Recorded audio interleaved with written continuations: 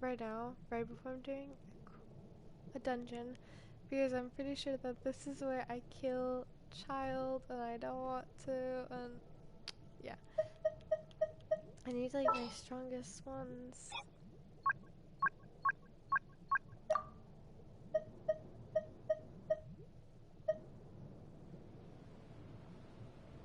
I'm so scared.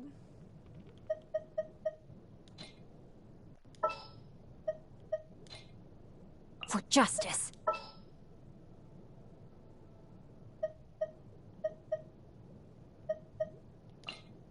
Leave it to me. I know I'm gonna fail it.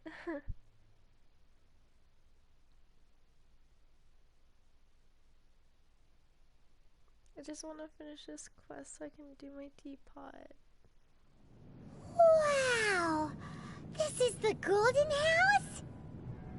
It looked impressive enough from the outside, but who would have guessed that it was even fancier on the inside? And so full of Mora. This is where all of Teyvat's Mora is minted, right?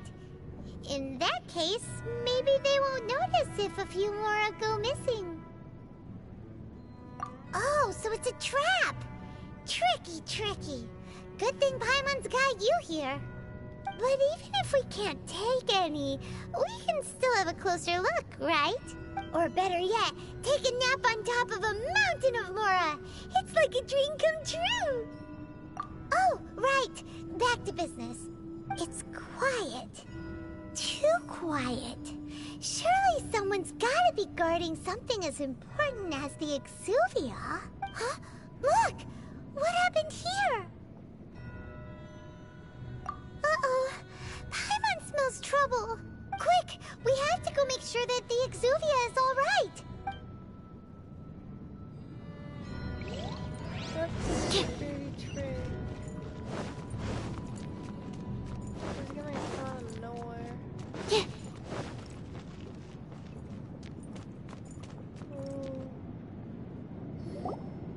You've already fulfilled your task as guides, so why do you still linger here? Haven't you already seen enough trouble for today? Huh? Who's there? If you were Fatui, I imagine that you would be entitled to a generous reward from the Tsaritsa herself. But now, you're nothing but dross, and you're in my way.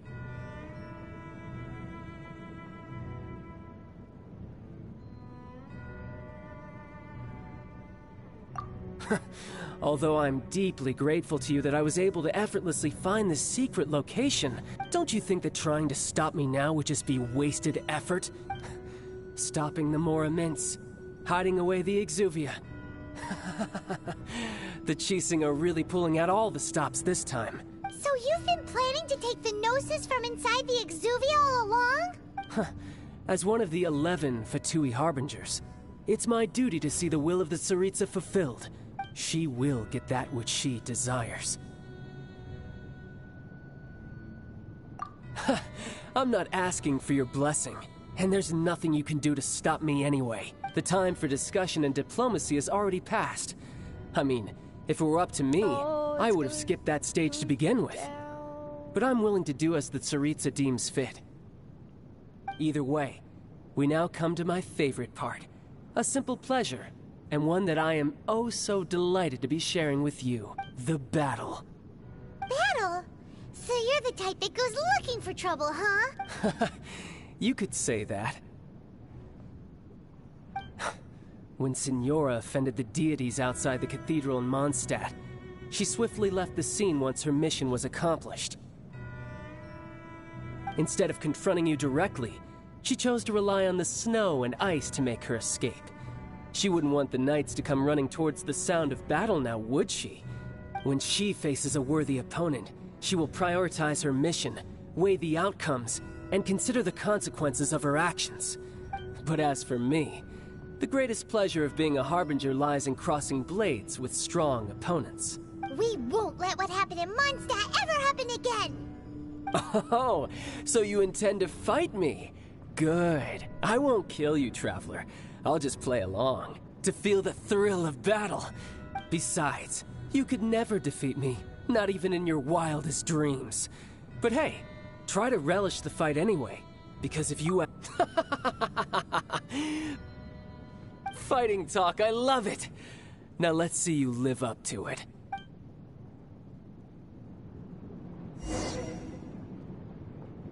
This chance is hard to come by, so show me all you've got. So very few ever get the chance to square off with a Fatui Harbinger. So come now, amuse me, and don't you dare disappoint. Poor time. You I let missed my a guard down. spot. How unbecoming. A minor setback.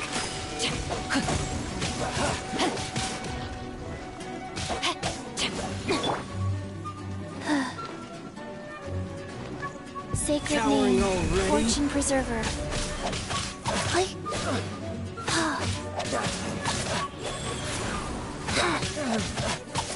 No, my sword! Not bad, not bad.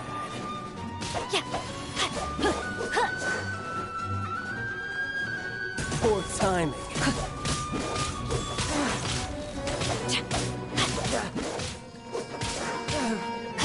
No one escapes my sights! Get him! Absorption test. Voyager, Stand clear. you've made some progress.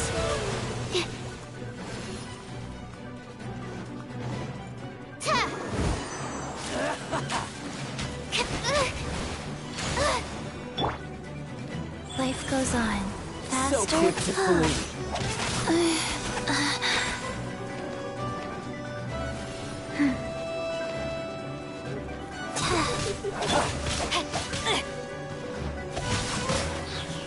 How Rain cutter! a fine opportunity.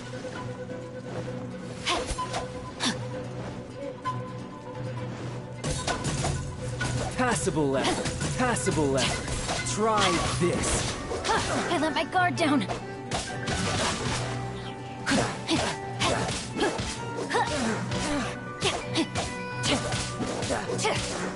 Not bad, not bad.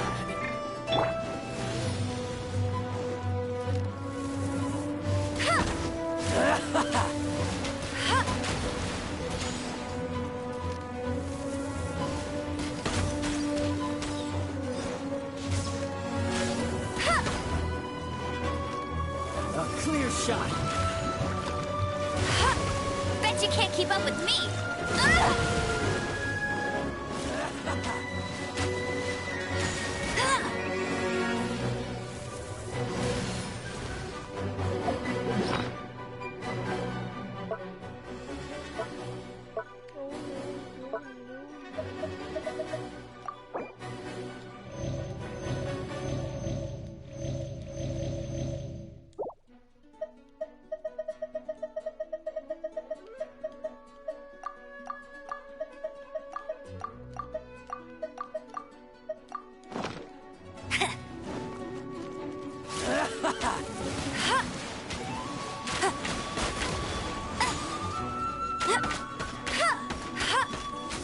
You're wide open.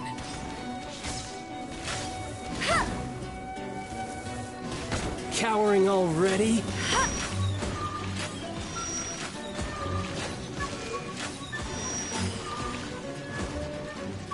Celestial Voyager!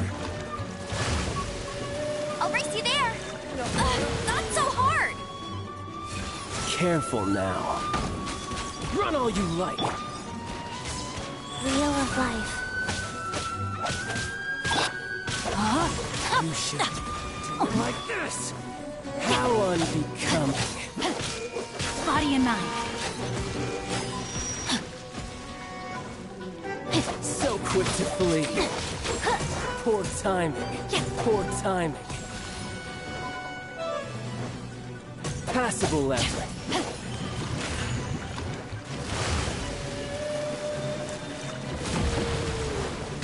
Rain outlines your... Body and mind. Time to... You've made some progress. Guess I should take you more seriously. Haha, good. No wonder Senora was so wary of me. Well, that just means I can go all out. Brace yourself. This is about to get tough. Now, show me what you can do against the might of a Harbinger. Ah! Body and mind. Raging tide! Time to act. Gotcha. Dying. Stop moving.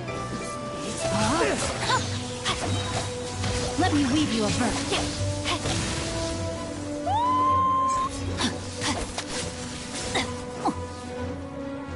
Go. Faster. My turn. Enhanced animal module 75. Don't break my glasses. Break.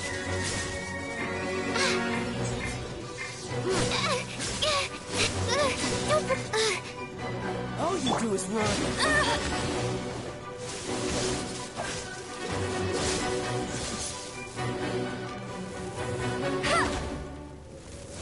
Gotcha. That's cheating. I'll race you there. Go, go, Barret Bunny.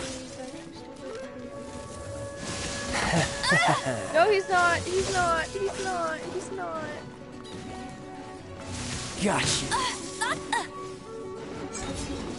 Right.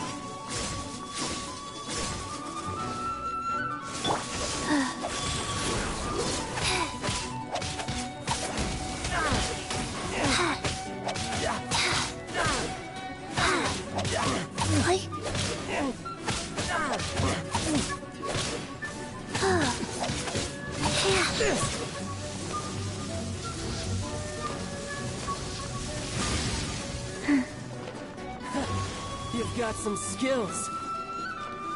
Yellow shit show. Rise. Wow.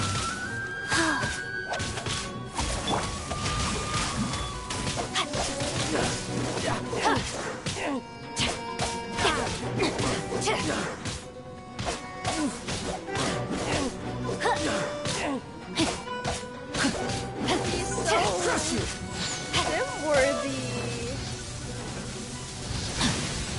Body and mind. You've got some skills. Go. I simp over him. Play. I don't want to go against him.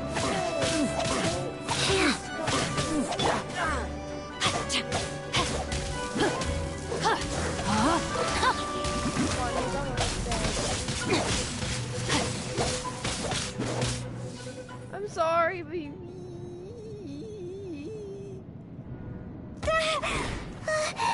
I think we went and we're like Not bad. Your swordsmanship is quite impressive. But that's about as far as you'll get.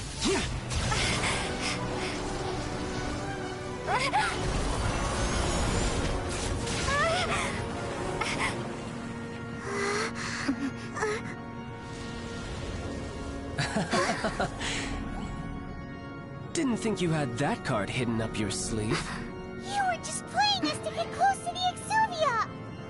Oh, quiet down. Stop acting like some wide-eyed recruit. You've seen this world. You of all people should know. This should have been expected! Well then, I'll be taking Morax's Gnosis now! I see. Well, this is most unexpected. You beat me to it, didn't you? Please don't tell me I gotta fight that.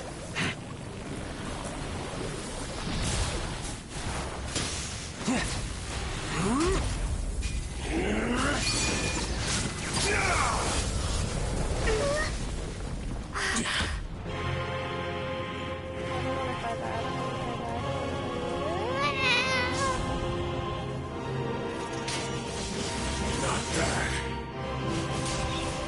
But this is going to cost you! Yeah! Please don't get here.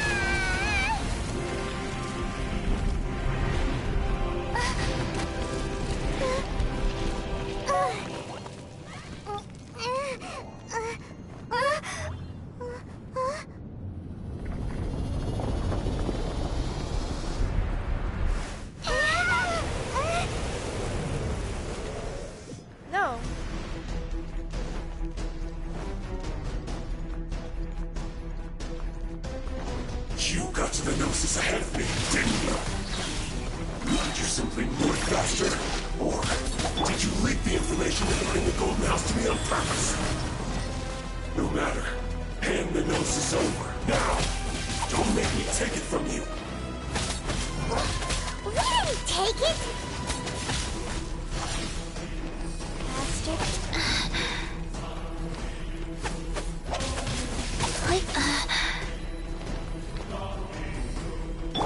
No escape!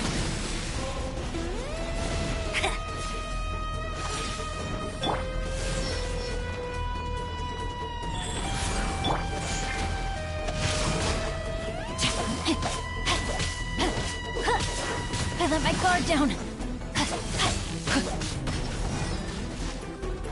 Time to act.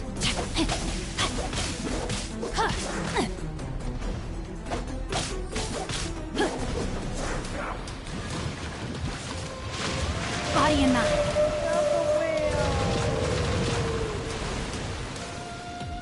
Die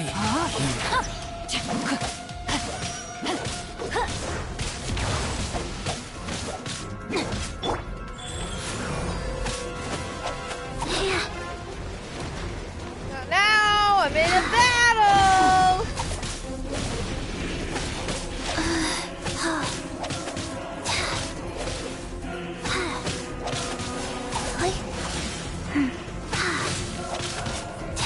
Oh, wow.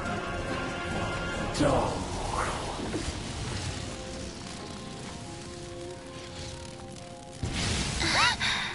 Faster, That just go. took so much of my energy.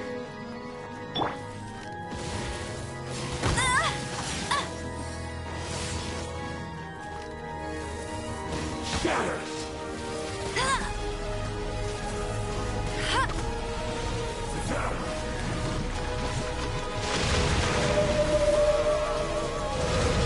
Not so hard!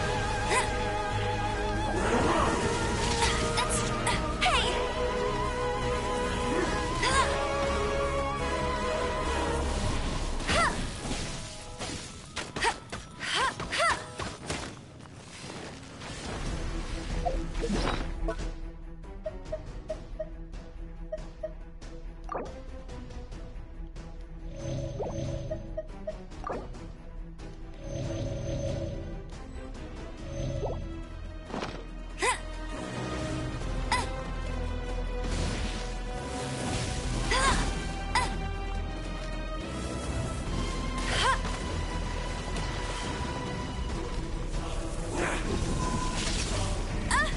I'll race you there!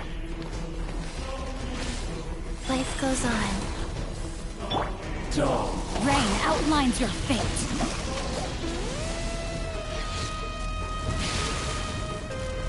Time to act.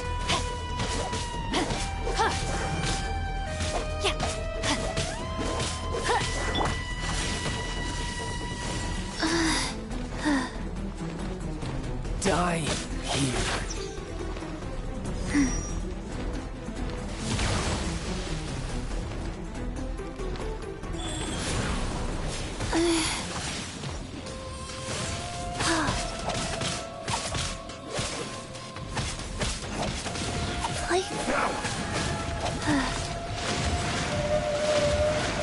Faster? Okay, faster.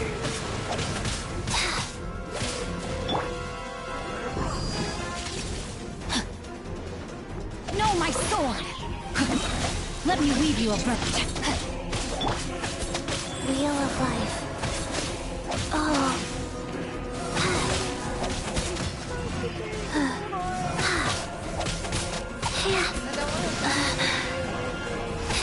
Dumb. Faster? Okay, faster. Why did I take any of these?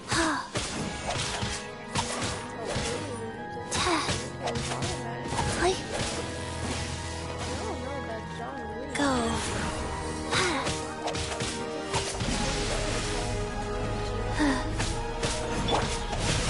I let my guard down.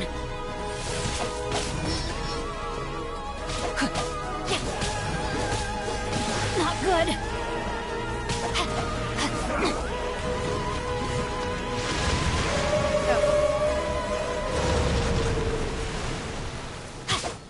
Die here. Time to act.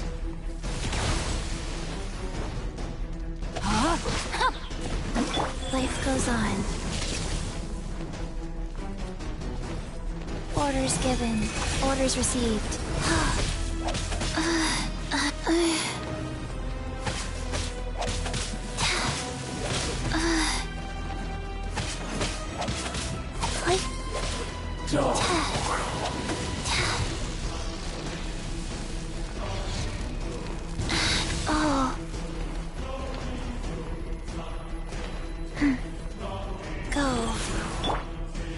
No, my sword!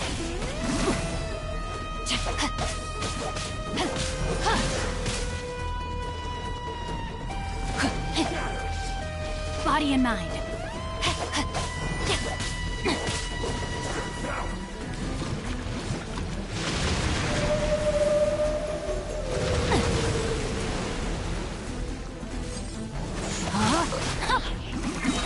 Witness the power of Gugwa. Rise. Die here. Faster? Okay, faster.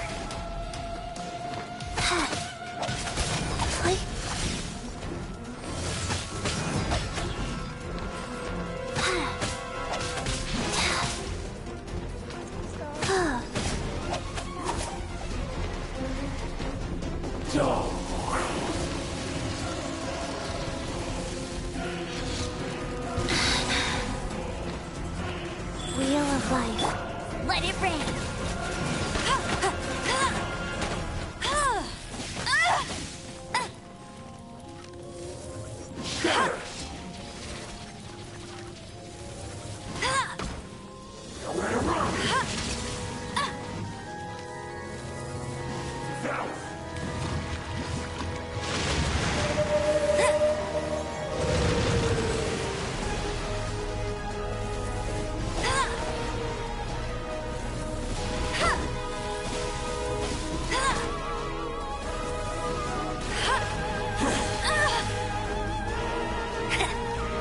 Die here.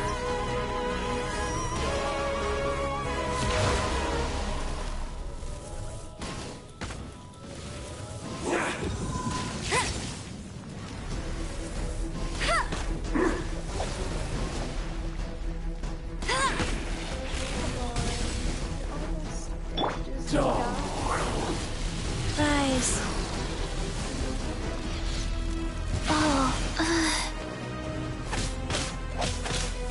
No, my sword!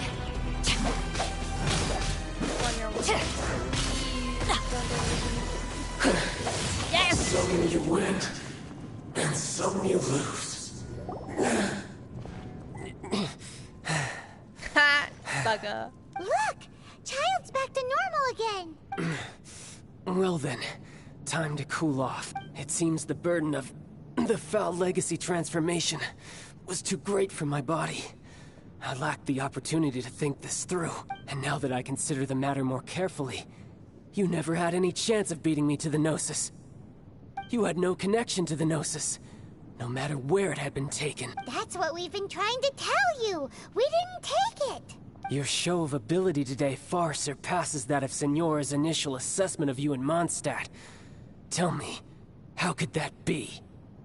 You already know the answer, don't you? I can see it in your eyes. But if that is a secret you wish to keep, I guess I'll just have to curb my curiosity. This battle has already left me satisfied. Anyone who strives as I do to grow stronger shall be called a friend. Even if our friendship can only be shown in battle against one another. Pretty sure that's not the normal way to make friends. Unfortunately, I must bring this amiable conversation to an end. My quest still beckons. Given that the Gnosis wasn't taken by anyone, then we must look once again to the beginning. Perhaps it was never in the Exuvia to begin with. In fact, it might be that the Exuvia was just a diversion of sorts. What? So you mean that... Yes, it appears so. Interesting to say the least. It seems that the guardian deity of the capital of commerce is also well versed in little maneuvers beyond the boundaries of contract. As such, We must now look to our backup plan. Backup plan? I had hoped it would never come to this, for the weak will be swept away in the process. The truth is, the world belongs to those who pursue strength. I seldom willingly involve myself with the weak. Unfortunately, we cannot be picky about our methods as Fatui Harbingers. Children must all learn to eat their vegetables sometime. So what are you planning to do? I will awaken the god that lies dormant beneath Guyon's stone forest. A god?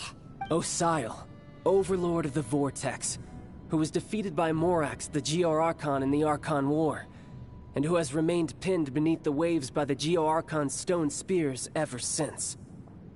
If such an ancient god were to be unleashed upon Liyue Harbor, defenseless without the protection of its deity, do you think the cunning Rex Lapis would just stand aloof and watch the ensuing destruction? But the Archon War ended 2,000 years ago. How can an ancient god appear in a world now overseen by the Seven? Simple. I've already prepared the means to awaken it. Hey, those are sigils of permission. Oh, Paimon remembers now. The Fatui have been researching them. Indeed. The one that was given to you was just a byproduct of our research. With the power of so many sigils of permission concentrated in one place, along with that which was bestowed upon me as a harbinger by our Tsaritsa, breaking the subduing might of the Geo-Archon spears for a time should be no obstacle. Using the powers of ancient gods in such a situation fails to interest me, and is largely against my principles. But knowing that such an action will not only force the Geo-Archon to show its hand, but you as well, that makes matters a little more intriguing.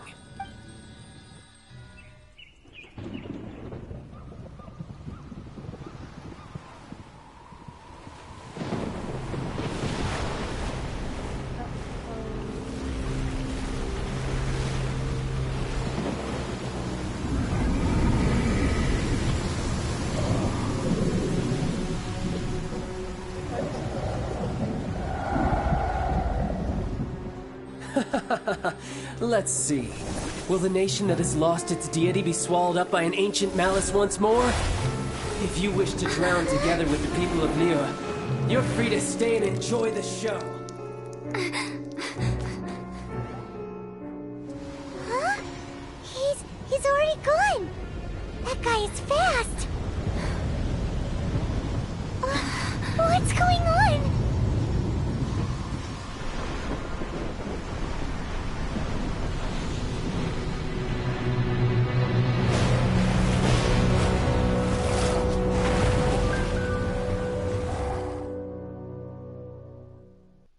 I don't want to fight that thing too.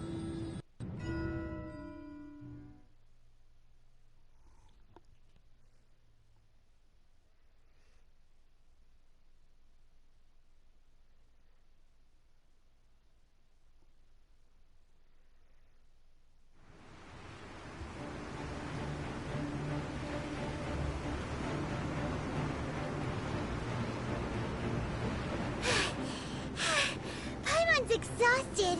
If we hadn't happened to see the Jade Chamber flying over just as we came out of the Golden House, we really wouldn't have known which way to go. Did we make it in time?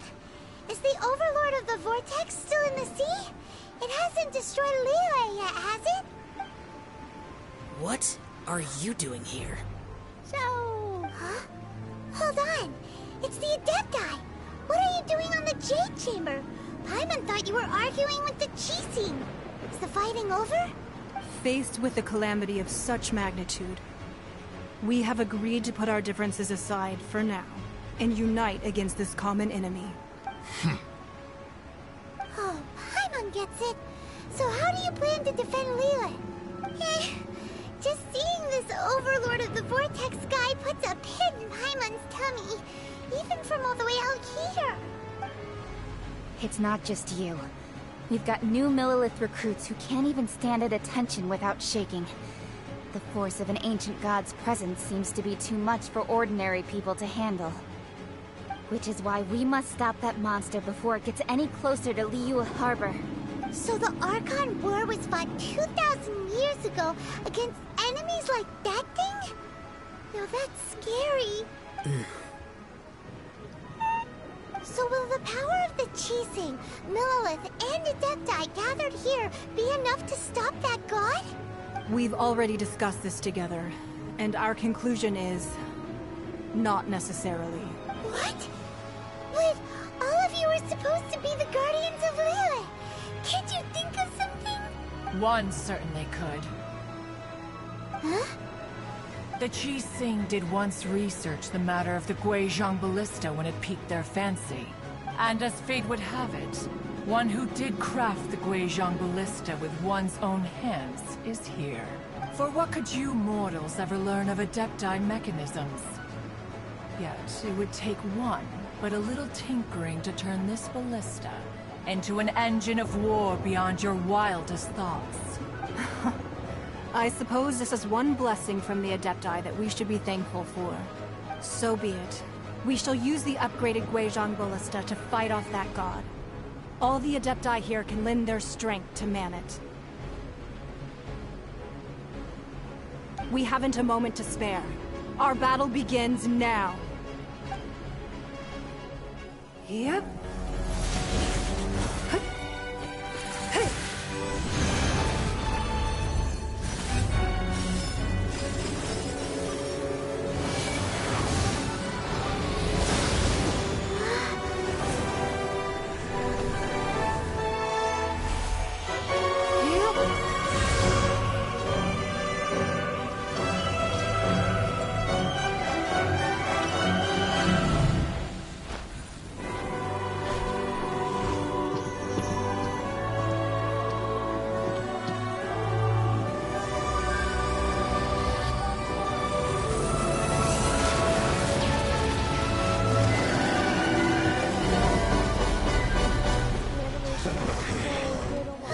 The Fatui!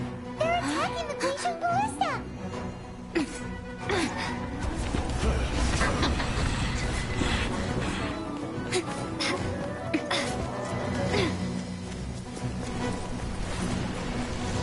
I have to fight them.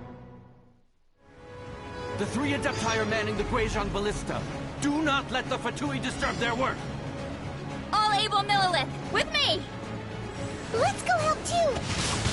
We Adepti have not faced a god in several millennia. Let one see what you're made of then. What strength remains within you? What wishes to witness?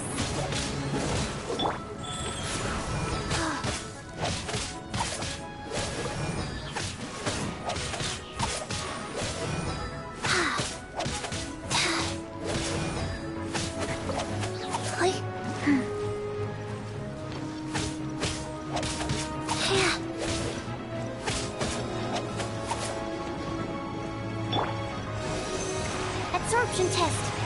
Swirl, Mark 2.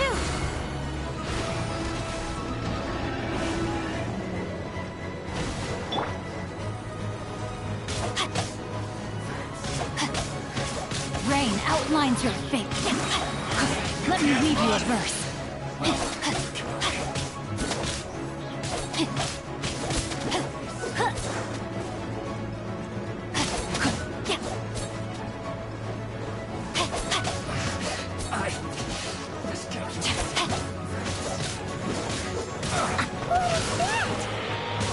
That is Osial's divine power. I am very familiar with it. Be careful not to get hit.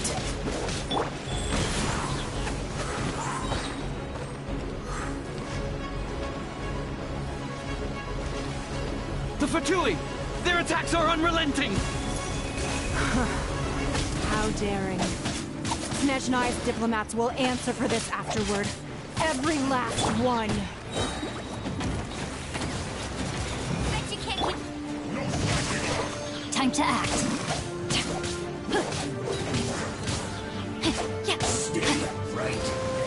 The ancient god's attacking again! There are so many Fatui too! We can't look! Were you about to say we can't hold them, children? Huh? Don't lose heart. Here, take this. This is a adeptal energy. That light from your body, it's like the time in Julian Karst. Wow, it's Madame Ping's shockwave. This granny's really strong. You're not going anywhere. Sacred name, Fortune Preserver. It isn't time for a break yet. My duty.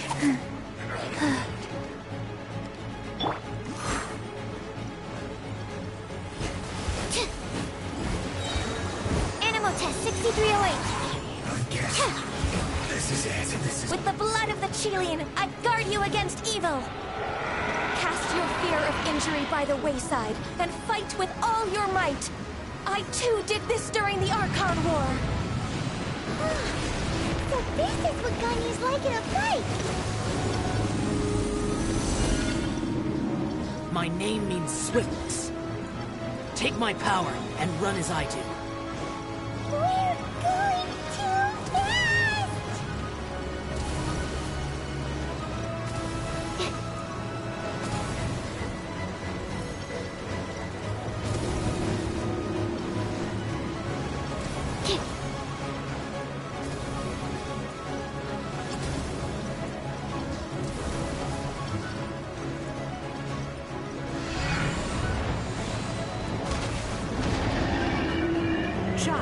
You are strong in body and spirit.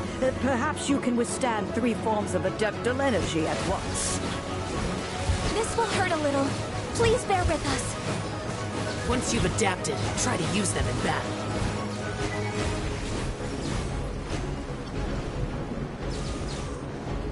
You're not going anywhere. Stand clear. Yeah. Enhanced animal module 70. Any amigos?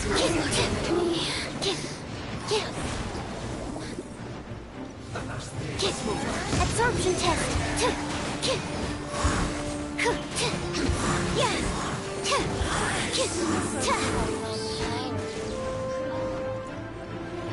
Exercise caution.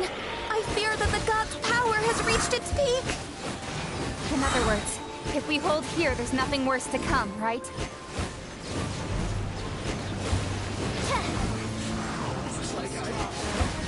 Yeah, animal test 6308. This isn't good, I guess. This is it.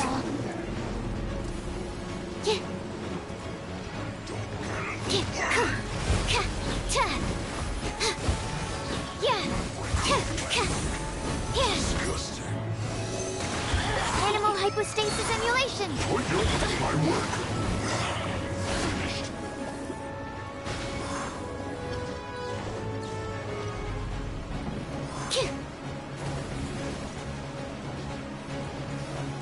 Stand clear.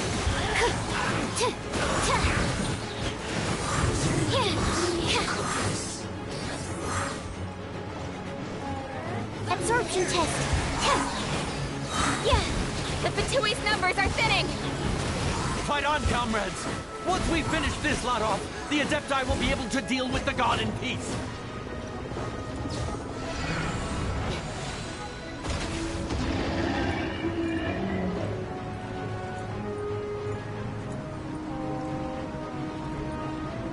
Oh, there's.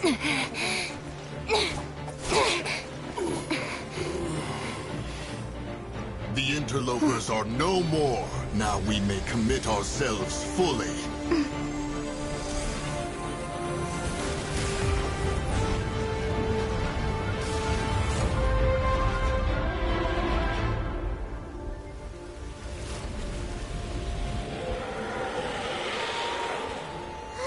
It's working! We just need to keep this up!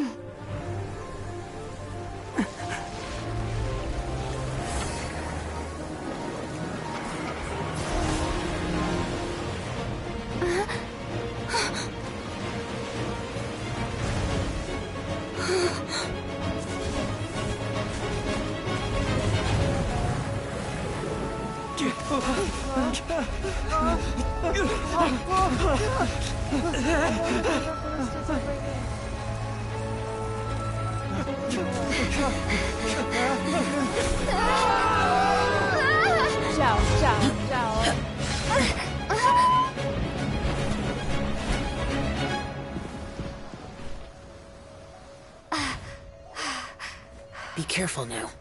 The Guizhong Ballista is destroyed.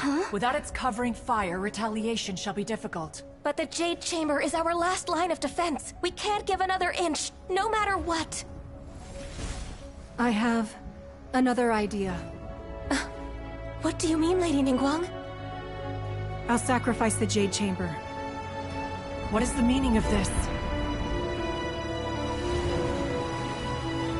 I understand. Traveler, lend me a hand. Farewell, old friend. Goodbye for now. Let us meet again in the future.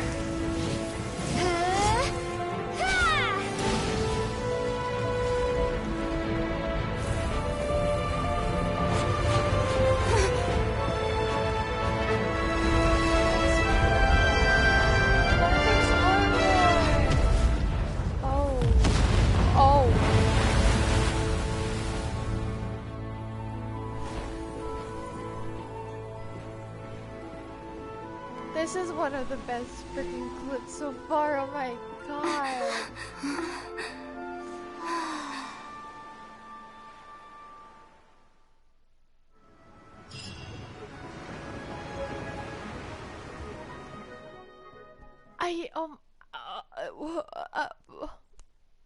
Did I just say Appa? I don't know what to say. Oh my god, that was so intense. That was a lot. We fought child, a god. I became technically an adept. I'm speechless. Oh my god, that was so. Oh my god. Is it finally over? The ominous aura of that monster has indeed begun to fade. The effects of the Sigil of Permission last but a short time. It will be some time before the Overlord of the Vortex can make any waves again. We are indebted to you for your assistance.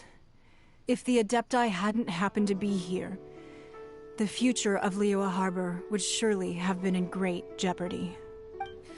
Save your flattery. We didn't just happen to be here. Surely you won't pretend to have forgotten the reason for which we came. Come now. There's no need for such harsh words, Cloud Retainer. I've heard that when Ningguang began learning to do business, she had already started setting aside part of her then limited income in preparation for building the Jade Chamber. At first, it was only the size of a small room, but with continued expansion, it has become the palace that lies before you now. It is a testament to Ningguang's entire life, both as a businesswoman and as the backbone of the Liyue Qixing. Seeing the Jade Chamber destroyed in the defense of Liyue means much to her. To me, such cooperation and sacrifice deserves at least some recognition, don't you agree? Well, I was really hoping you would say that such sacrifice could at least be used as some leverage in our negotiations. Thank you all for hearing me out. We know very well why the Adepti came here today. But please forgive us. We cannot yield to your wishes. Oh? 3,700 years. According to our records, the Adepti signed a contract with Rex Lapis to protect Liyue 3,700 years ago. Even to this very day, Liyue and its lands have stood the test of time, immovable as stone, just as it was thousands of years before. This is truly no small feat. But that does not mean that the Liyue of today is the same city as it was all those years ago. Do not merely cast your protective gaze upon the land. Instead, focus your sights on our city and each of the citizens that dwell within it. Are you questioning our means of protecting Liyue? Oh, beep. I mean no offense. I simply hope that our Adepti forebears would see Liyue in a new light. Forebears, you say? One doubts you would be fit to be part of such a lineage. This morning, Rex Lapis appeared to me in a dream. What? In the dream, I yearned to tell him that we Qixing, though mortal, are equally bound to the contract. Each passing generation of the Qixing leaves many things of value to be inherited by the next generation. I also thought to tell him how the past generations of Qixing had strove under his rule to survive in our mortal world, establishing a network of contracts which has since come to be known as trade. But I dared not speak. I could only gaze at him in silence until the moment I awoke. Oh, Ningguang. Yet another perspective. What are you trying to say, Outlander?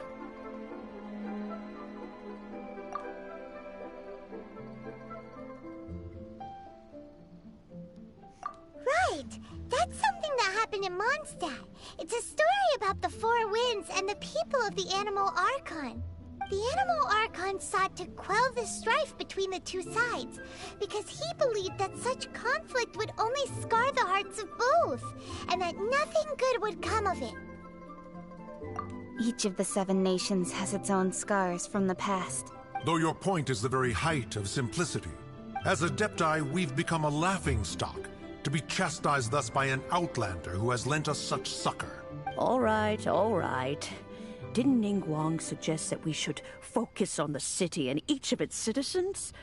I know I already have, so why not see for yourselves? I apologize for appearing in full armor. I am afraid I cannot show the proper courtesies. And who are you? I am Feng Yan, a sergeant of the Millilith. I have come to extend my thanks to the Adepti. I thought this battle would perhaps be my last.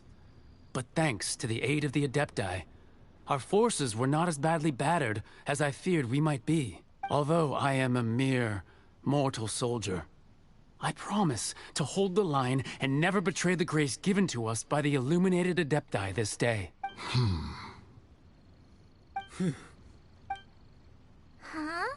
Why does everyone look so down? Didn't we just beat that big monster? Weren't you frightened, dear? It was quite the predicament. I wasn't afraid. All the strong Millilith guards were there, and those powerful heroes with their visions were there. Everyone was there. When danger is near, everyone always protects me. And the rest of the time, they make fun toys and tasty snacks and loads of things that make the harbor so pretty. Thanks for protecting Liyue Harbor. Please, come visit us for the next lantern rite. Unfortunately, we wouldn't be able to participate. Huh? Because we are Adepti. Oh, okay. It must be hard being an Adeptus. Aww. You see, this is what Liyue is like today. The country of contracts is grateful to the Adepti for their protection.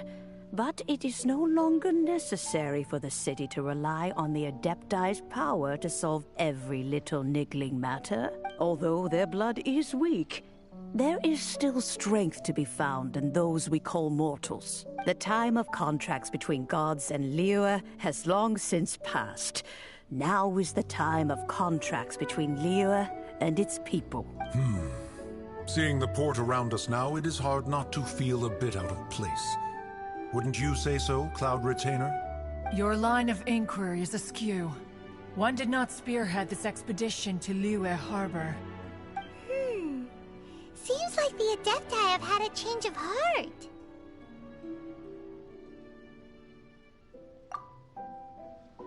Let us return now. Eager to leave, Conqueror of Demons. Yes, one understands what the Conqueror of Demons means. The city of Liyue has changed much after our long separation. One fears that by the time one finally grasps the new contracts of Liyue, you humans would have once again changed the place beyond recognition. Fair enough. Away we shall, and return whence we came. Since we Adepti have consensus, then one shall persist no further. But how will we ensure that the Liyue Qixing will not simply exploit their power once we depart? In my view, that is still a thing to be guarded against. All right, Mooncarver, you needn't worry. It seems to me that this right of supervision is best left to the people of Liyue. Looks like the conflict between humans and Adepti was avoided. All's well that ends well, huh? Oh, right! It's nice that we've got peace and all, but we're forgetting one thing. Child wanted to unleash the god so he could lure Rex Lapis out.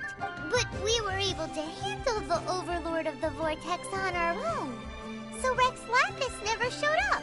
Oh, and speaking of that, don't we still need to get to the bottom of that Archon's death, too?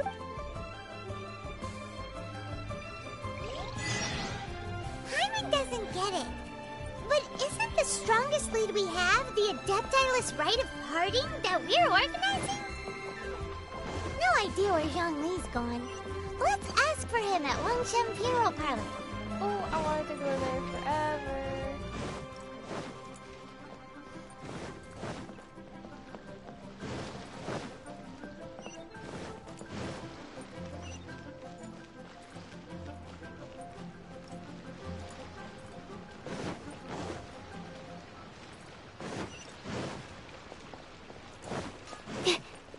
Long sword in hand and the world.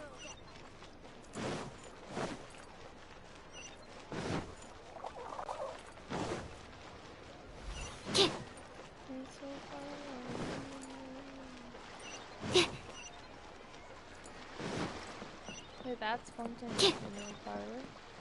Maybe we'll meet Hu Tao.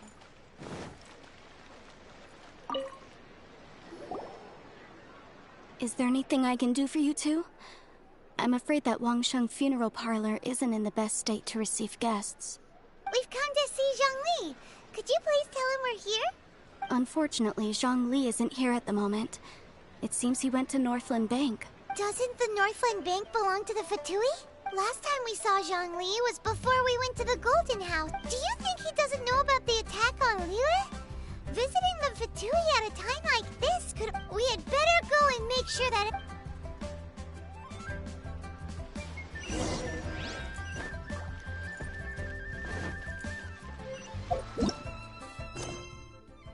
Oh, come on.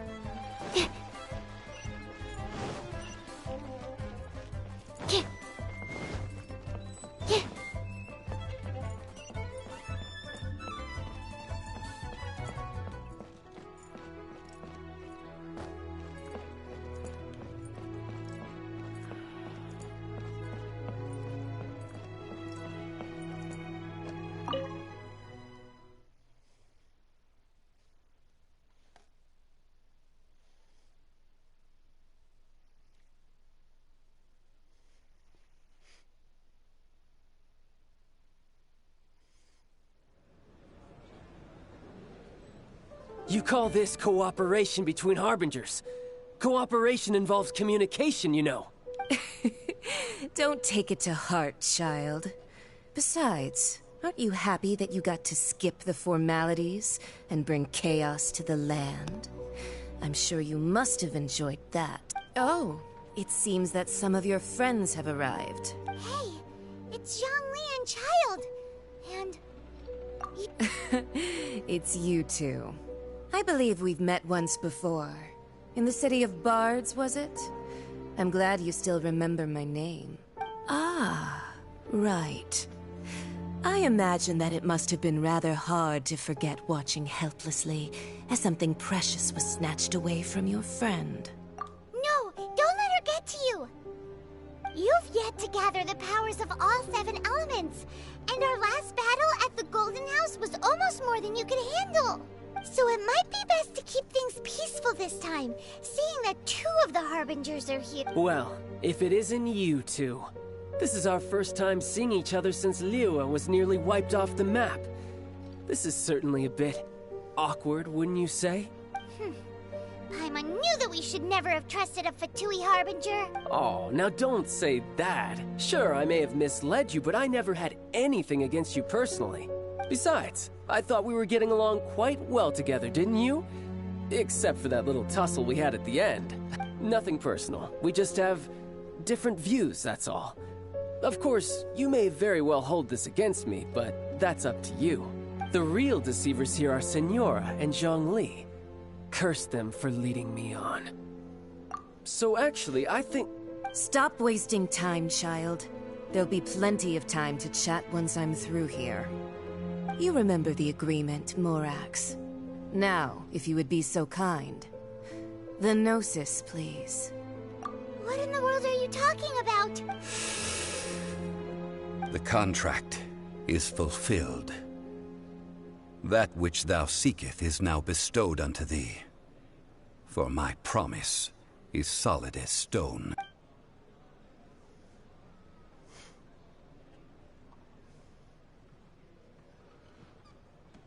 How sanctimonious. What? So you're the Lord of Chio? No, wait. That's an exciting twist and all, but why give the Gnosis to the... I do not give it for free. I give it as agreed upon in the contract. For it is a matter solely between the Tsaritsa and I. Yeah, you don't think you went a little bit too far with that whole fake death thing?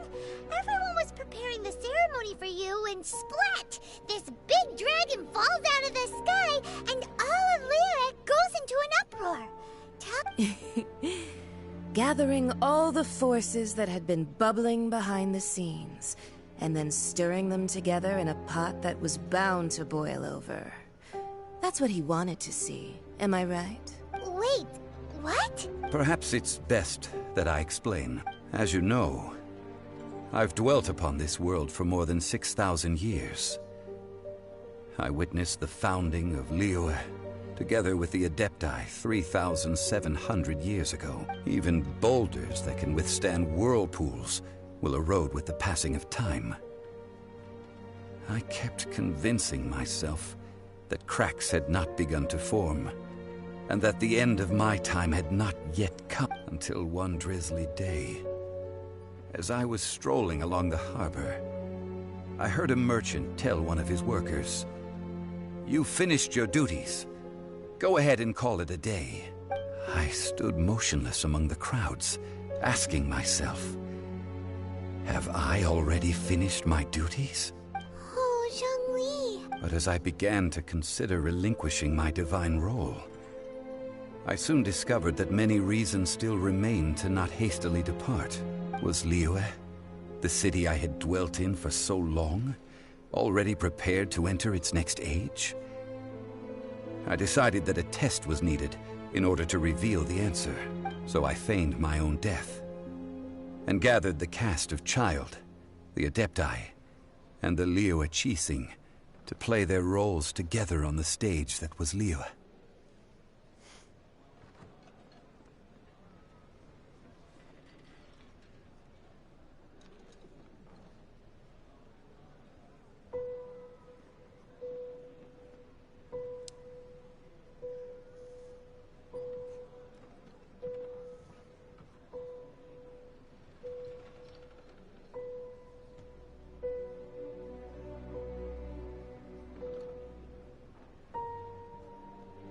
Indeed I was.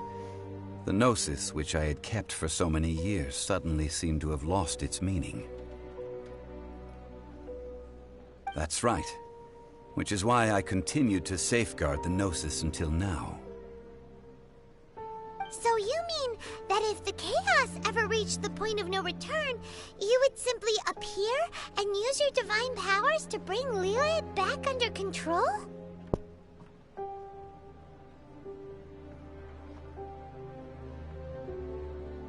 Of course, and it would have been all too easy for him too. Just as a child quickly matures after losing their parents, so has Liyue matured when faced with the death of its deity. I was pleasantly surprised with the finale of the show that you all put on. Why, You even deserved an encore. The Adepti deserve the greatest applause, considering their years of seclusion. They hardly recognized the city, yet faced with such a crisis, they exerted the greatest amount of restraint. Not only did they manage to cooperate with the Qixing, but in the end, they even tried to understand the heart of the people. And hats off to the emissary dispatched by the Cryo-Archon to fulfill our contract, Signora. She managed to keep everything she knew in strict confidence, far from the eavesdropping ears of her colleague child, just as I had requested.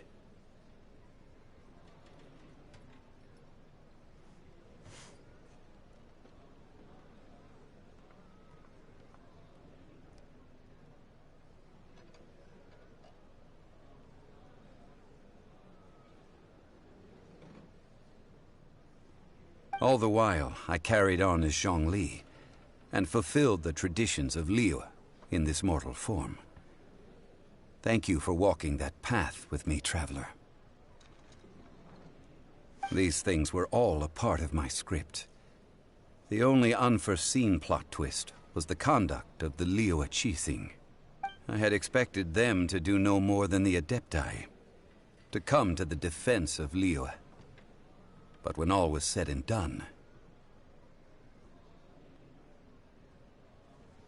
they seized the opportunity to supplant Liyue's divine protectors, and used the subsequent power vacuum left by my death to quickly gain complete control of Liyue.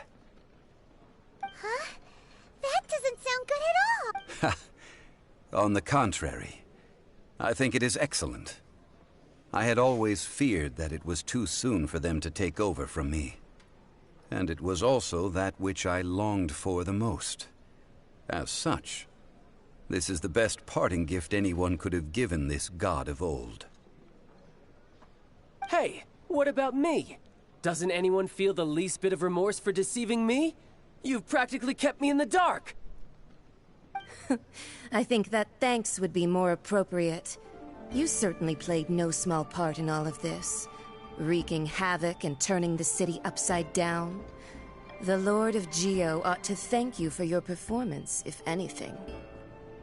If you hadn't created the pressure of a battle between mortals, Adepti, and a god, the lump of coal resting in the hands of the Geo-Archon, Liyue, would never have been able to become a dazzling diamond of a city. Huh? Just whose side are you on, mocking me like that? Are you itching for a fight? Be that as it may, you've come out of this as the hero of Liyue. I, on the other hand, will be forever prescribed as a disturber of the peace, no?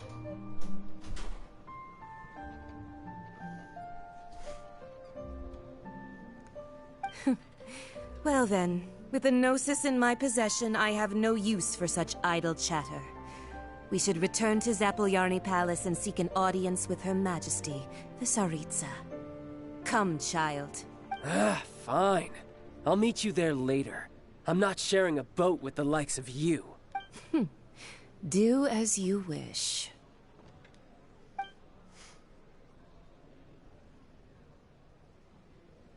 Now then, is there anything else you wish to ask me?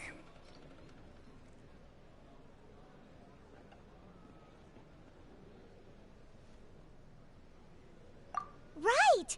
As Zhongli always told us, a good trade is a fair trade. Paimon has no idea what could be a good trade for a Gnosis. Realistically speaking, there is no such thing. Huh? However, I am the god of contracts. For thousands of years, I have made countless contracts. If the deal was of no benefit, then I certainly would not be inclined to agree to it. My agreement with the Cryo-Archon will be the last of my contracts as the Geo-Archon. My contract to end all contracts. As for the bargaining chip that the Tsaritsa used to balance the scales, uncover that answer for yourself in your future journeys.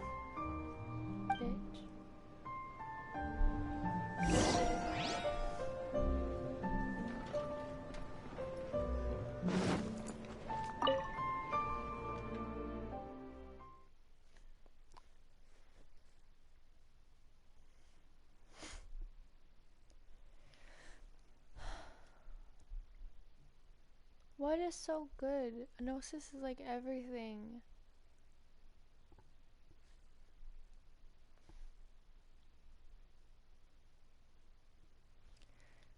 Maybe like no war or something? I don't know. Today's the day of the rite of parting. Although the star of the show is fake, we've spent so much time trying to organize it, it would be a real shame not to go there now.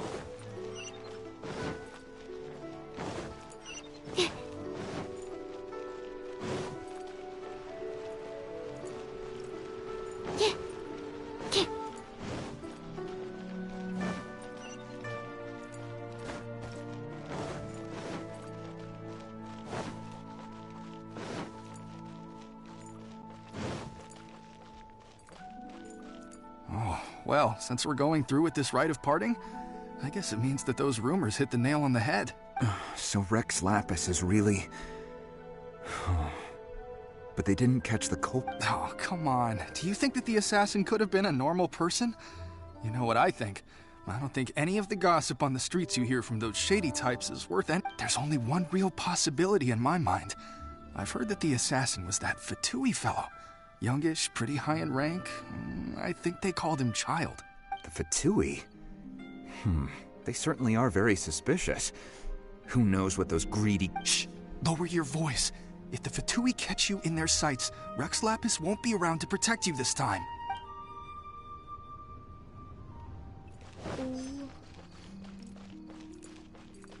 You know that god from the ocean couldn't have just shown up out of nowhere.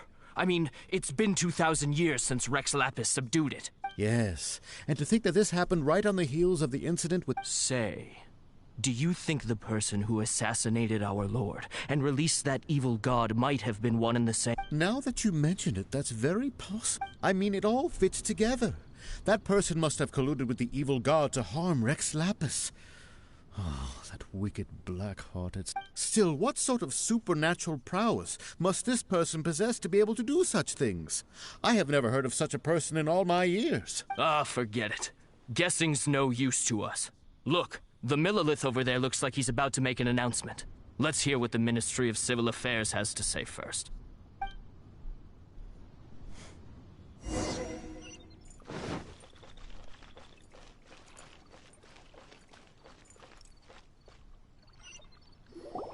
Hear ye all! The Chi-Sing's words. Though a dragon soars ageless as the mountains, it too must return to dust. This is common knowledge. Gods and Adepti live glorious lives, but both light and shadow have their season. So too must they face divinely appointed trials. Rumors and hearsay abound on the streets that Rex Lapis was murdered. Having been thwarted in his trial, Rex Lapis's soul has recouped the celestial heights.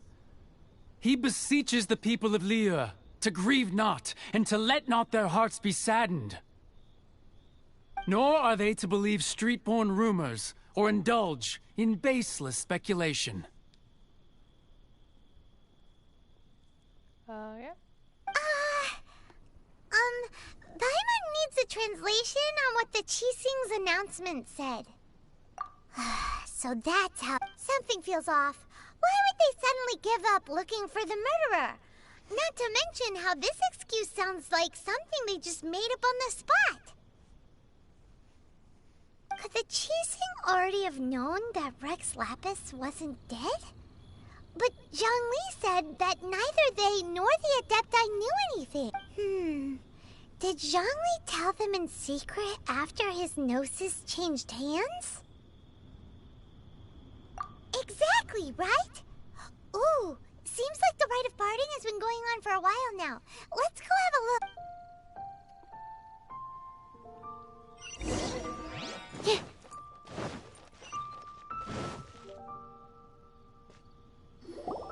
Look, it's Ningguang and Keqing. Are they saying something? Are their speeches over? As said previously, Rex Lapis's soul returning to the heavens is the end of the contract.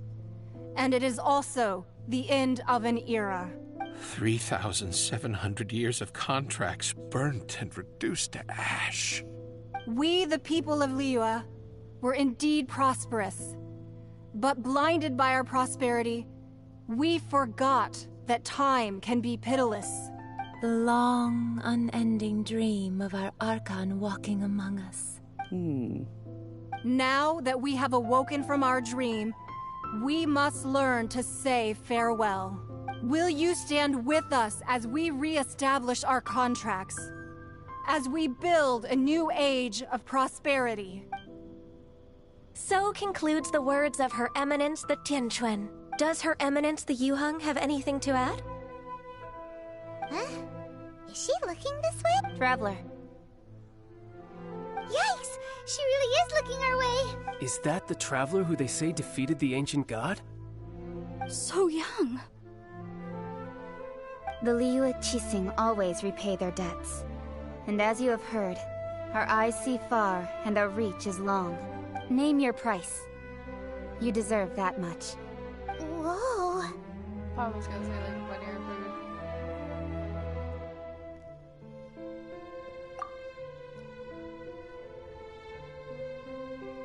Well, could you help me put up some missing person posters? I said something. Oh my god.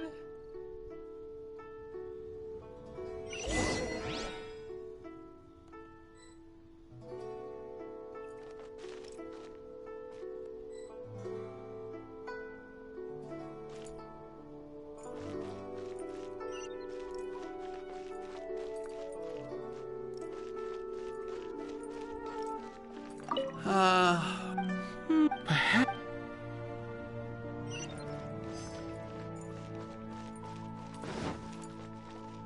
Huh. But it seems as if, well, that... As for the mortals and Adepti of Liyue,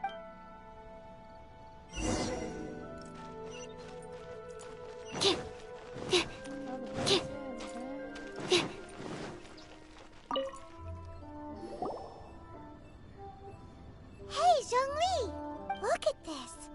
Everyone in Liyue is caught up in their emotions, thinking that they'll never see Rex Lapis again. And here you are looking all relaxed. Why would I not feel more at ease after laying down the burden I have borne for 3,700 years? Right.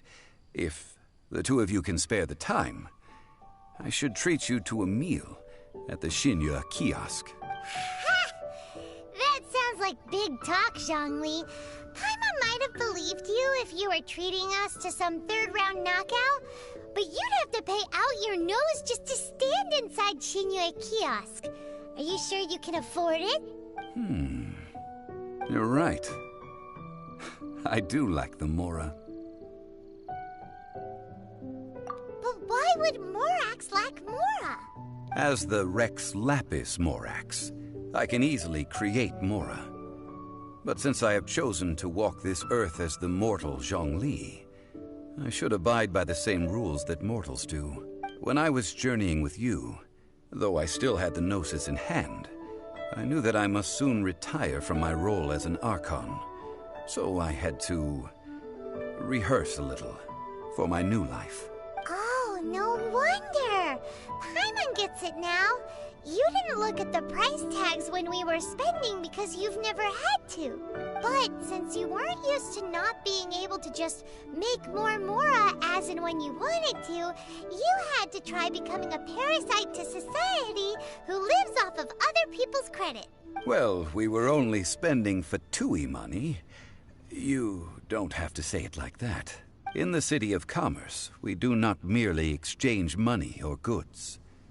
We also exchange knowledge, memories, and foresight, as well as positions, roles, and lives. The Archon Morax could never experience life as the true mortal Zhongli could, no matter how many times he descended to be with his people.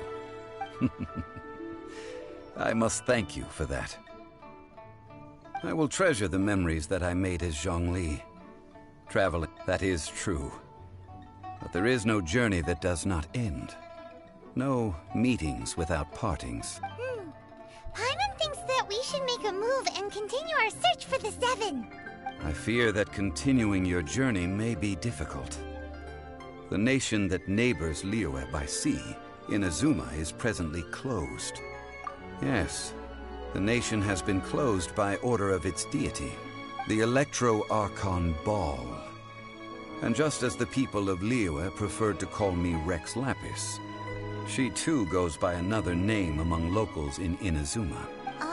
Paimon thinks we've heard that one before. Raiden? That is the case. And since Raiden is also the shogun of the Inazuma Bakufu, people call her the Raiden Shogun. That said, though people at the wharf were saying that the situation in Inazuma is very tense, Paimon doesn't remember that always being the case.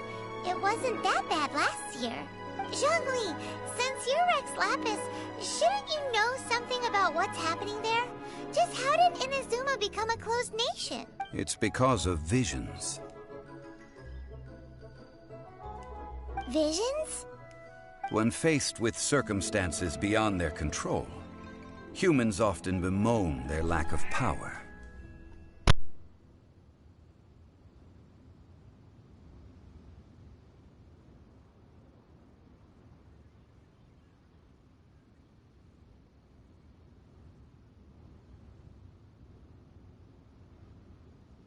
But if a person shows true strength of will at a desperate and fateful moment in their life, the gods will look upon them with favor.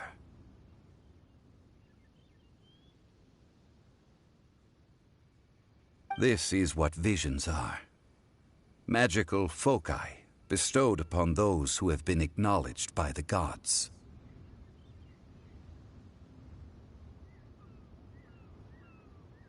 Uh-huh. That's how people in Teyvat see it.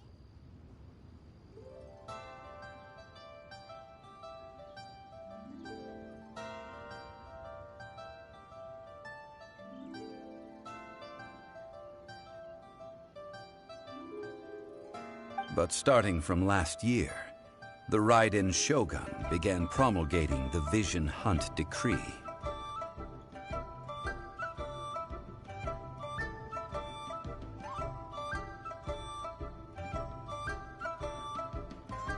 Vision Hunt Decree? Yes, it was an order to seize all visions within Inazuma's borders, and to inlay them upon the hands of a statue of the thousand-armed, hundred-eyed god.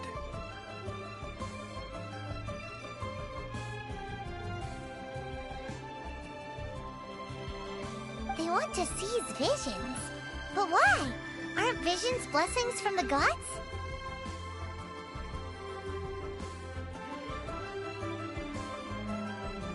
I should think that in the Raiden Shogun's eyes, it is precisely because they are divine blessings that they should be under the sole dominion of divinity.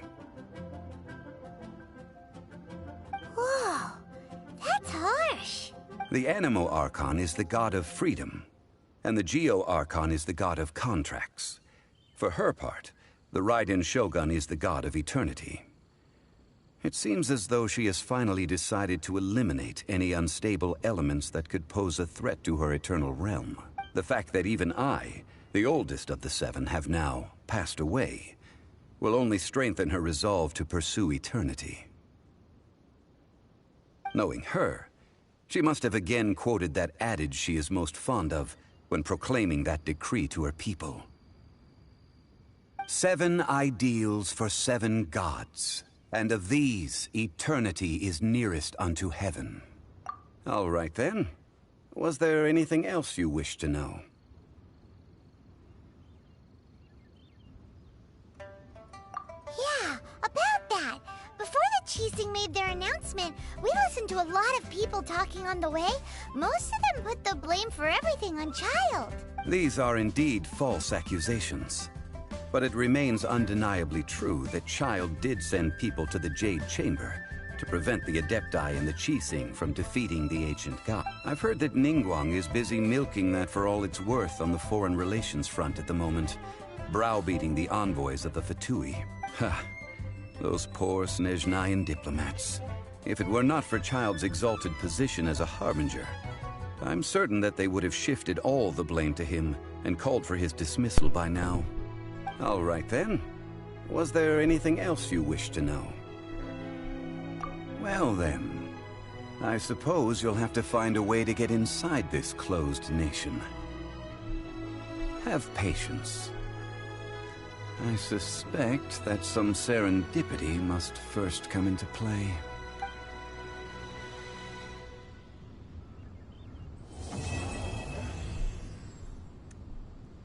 That was a lot.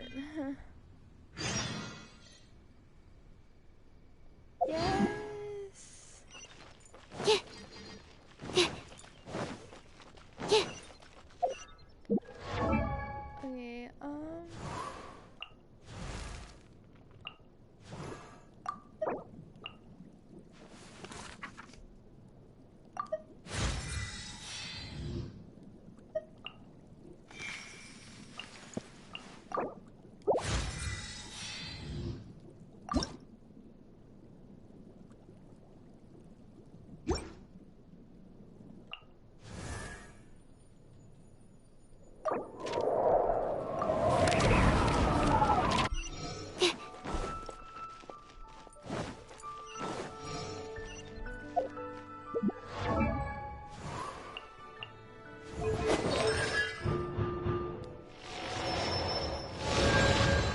Okay,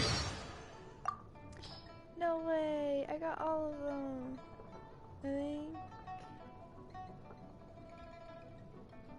I got all of them.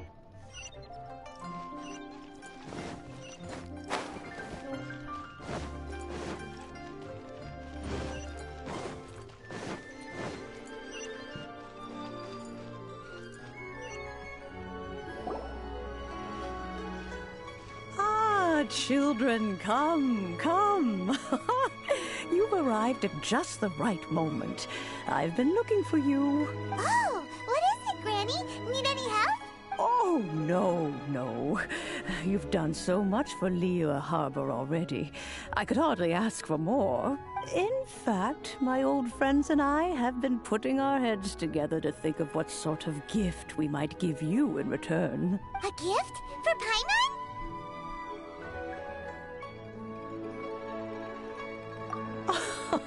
Oh, child, you are so very modest. Uncommonly so, even. But you mustn't decline this gift. I simply won't allow it. When you traversed my old teapot in search of the cleansing bell, I heard your little friend mention that you often camp out in the wilds. That simply won't do. Especially since I imagine you still have a very long journey ahead of you. Fortunately, I have not yet grown so old as to see my subspace creation abilities atrophy. Oh, did my friends never mention that to you? Well then, it is a blessing we old folks once received from Rex Lapis, part of our illumination, if you will. I will not go into too much detail, but subspace creation is the ability to create a small, autonomous pocket world. The teapot that you entered previously was a little trinket created using that ability. So, in the eyes of an Adeptus, creating a magic teapot world is just child's play, huh? Oh, indeed, the teapot is nothing to boast of. One such as myself must depart from this realm to create a world of one's own. Rex Lapis, on the other hand, moved mountains and seas. That is what one might call an exercise of true power. But that's enough nostalgia for now. The gift that I have prepared for you just requires a few final materials to add the finishing touch. That's right! Finding stuff's what we're good at, after all. Oh, settle down now, children. There's no need for you to go running hither and thither. I have already found a fleet-footed youngster to prepare what I need. What's more, I'd doubt that you would know how to find the materials I am searching for. Some of them are very rare indeed these days. Well, for starters, I require some shimmer soil from the banks of Dihua Marsh. Back in the day, it could only be found where the glazed lilies thrived most profusely. You would have to dig downward, following the roots of the glazed lilies, and if you were lucky enough, you just might find a small patch of shimmer soil there. But almost no one has been able to find shimmer soil in this manner since Dihua Marsh came to be the way it is today. Even more difficult to find is smaragdus jadeite, which must be chiseled from the rock of the chasm. Or so it used to be. Ever since the Blackcliff Forge opened for business, they've slowly but surely stripped the mines all but completely bare of it. In any case, smaragdus jadeite is an Adepti treasure, and the adeptal power within is not something that most humans can withstand. Extended contact with it is, in fact, harmful to humans. Goodness knows if that child will succeed in finding these items. Well, since you're an Adeptus, Granny, the person you asked for help, they must be an Adeptus too, right? Yes. I suppose she does count as an Adeptus. She counts? How come there are so many Adepti in Liyue Harbor? We seem to bump into them all the time. It feels like even when you go out to eat, you could be sitting next to an Adeptus and never even know it. Oh, maybe so. Who can say? A fair few of my old friends are rather fond of mundane mortal life, after all.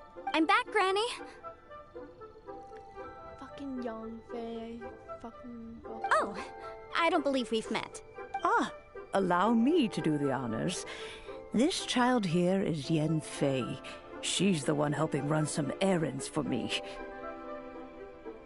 Yanfei, I believe you've already heard of the Traveler and her traveling companion. Of course, who hasn't? Much has been written about you in the Millilith's records. You became one of Liyue's most wanted after the Millilith marked you as a suspect following the incident at the Rite of Dissension.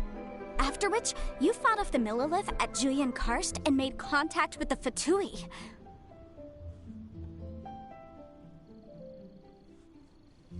Before finally defeating an ancient god together with Granny and her associates, and subsequently being cleared of any and all suspicion by the Qixing. A shame that we didn't meet sooner. Oh, pretty eyes. If we had, well, I can't say that I would have been able to clear you of suspicion immediately, but it certainly would have been less, embarrassing for you. Allow me to introduce myself once more. I'm Yanfei, a legal advisor. Got a legal problem? You can come right to me.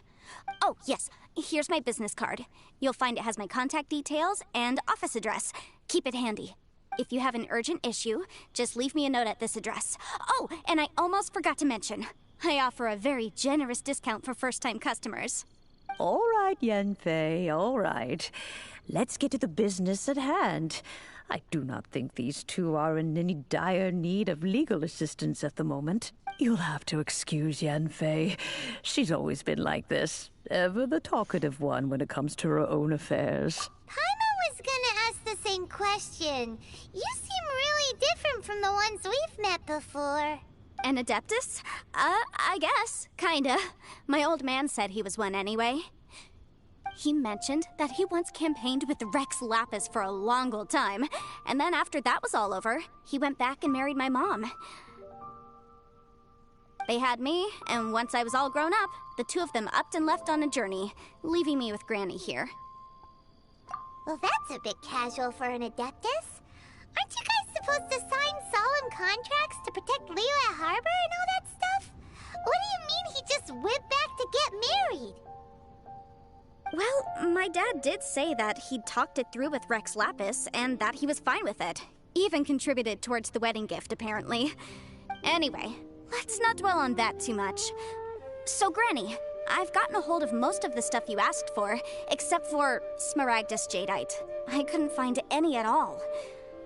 The chasm's been sealed off, and there's just no way in. Couldn't secure any documentation either. Looks like the Ministry of Civil Affairs is serious about keeping it strictly locked down. Is that so? But Smaragdus Jadeite is really rather essential. Yanfei, are you sure you can't find some other way? They have helped Liyue greatly, after all. It is only right that they are duly rewarded. I know, Granny, you've told me 1,000 times already. Well, the chasm's definitely a no-go, but there's still a chance we can figure out some alternative means of procurement.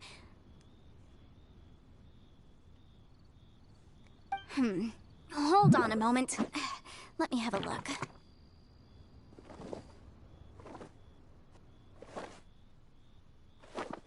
Whoa! That's a really thick book. What kind of things do you write in there? Commercial consultancy. Or Snezhnaya. Ah, found him.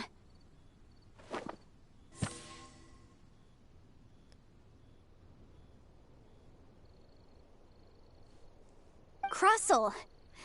A Snezhnayan merchant who once came to me with some legal queries on certain articles in the legal codices. If my memory serves, all of them had to do with rare ores. He mentioned that he was considering acquiring some Smaragdus Jadeite to make hairpins, and wanted to know if there were any legal ramifications that he should be aware of. Said he was planning to sell them in Snezhnaya. So, I guess I'll go look for him. With any luck, he'll have gotten his hands on some Smaragdus Jadeite, or might have an idea of where we can find some. Oh, you want to join me? I suppose that's no problem, but it's best if you just stand by and watch. If you try to get involved, you'll only risk placing yourself in legal jeopardy. Wow, an Adeptus imploring us to avoid incurring legal liability. Well, that's a first for sure. Best we be a little more careful than usual while we're with her.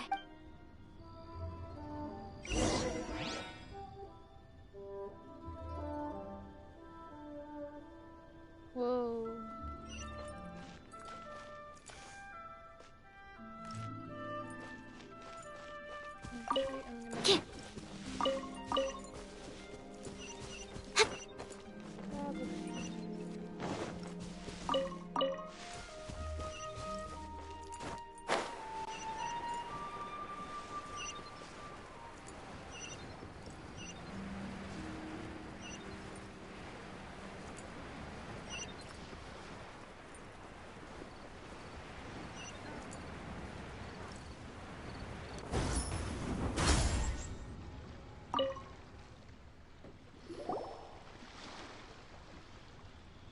Mr. Crossel. How's business been? Oh, good. Very good. All thanks to your advice, Miss Yanfei. What brings you here today?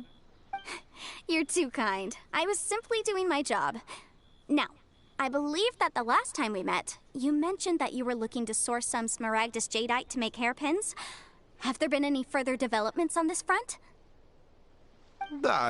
Well, yes. As a matter of fact, in the end I did acquire a small piece of Smaragdus Jadeite and had it fashioned into a pair of hairpins.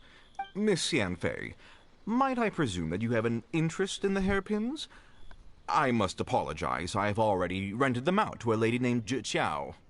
If you'd like to inspect them, you may have to wait quite some time. Wait! Isn't Smaragdus Jadeite really rare? Aren't you worried about the hairpins getting damaged or lost while they're being rented out? No, I'm not worried in the slightest, because I signed a contract with Miss Zhi Qiao before renting them to her. The contract makes it quite clear that if she loses or damages the item in question, she must compensate me for its full original value. In return, I included a clause that guarantees the Smaragdus Jadeite is genuine, with a penalty of 10 times the item's value payable by me to Miss Zhi Qiao in the event that it is shown to be a fake. Guaranteed genuine, with 10 times the value payable if this claim is shown to be false. Yes, these terms are very clear indeed. Of course. This way, both the client and I have the assurance we need. To ensure fairness, each of us has retained an original copy of the contract. In that case, might you know where Miss Chow lives? We'd like to pay her a visit and have a look at the hairpins. Oh, of course. She wrote her address down when we signed our contract. Here, I'll mark it on your map for you. Thanks a lot, Mr. Crossell. We'll be off now. You can't beat the atmosphere here and feel it.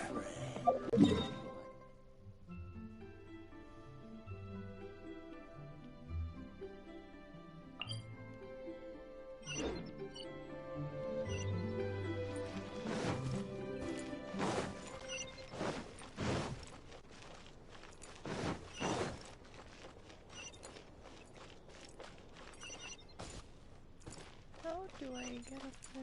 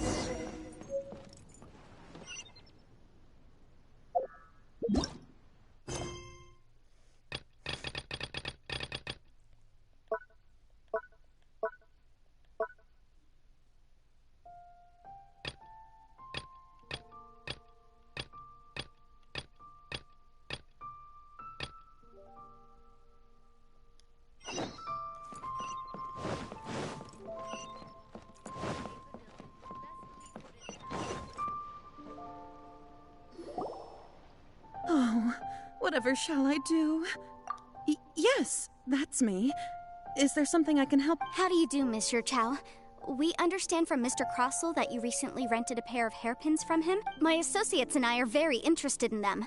Would you mind letting us take a look at them? The hairpins? I can't lend them to you right now. I don't know how it could have happened. I always kept them right by my side, and I hadn't even worn them yet. I spent so much money on them. If I have to pay their original value, there's no way I could come up with that amount of money on such short notice. My family is in the ore business too, but business has been suffering ever since the chasm was sealed off. We now have a backlog of paid-up orders just sitting around, so we've been having to purchase some stock from other ore merchants to complete them. A big banquet is coming up in a few days, and several ore merchants I know of will be there. I need this opportunity to mingle and discuss prices. That's what the hairpins were for, to keep up appearances. I can't have them looking down on me. But now that I've lost the hairpins, what will I do? Why does Paimon have a sudden strong sense of deja vu?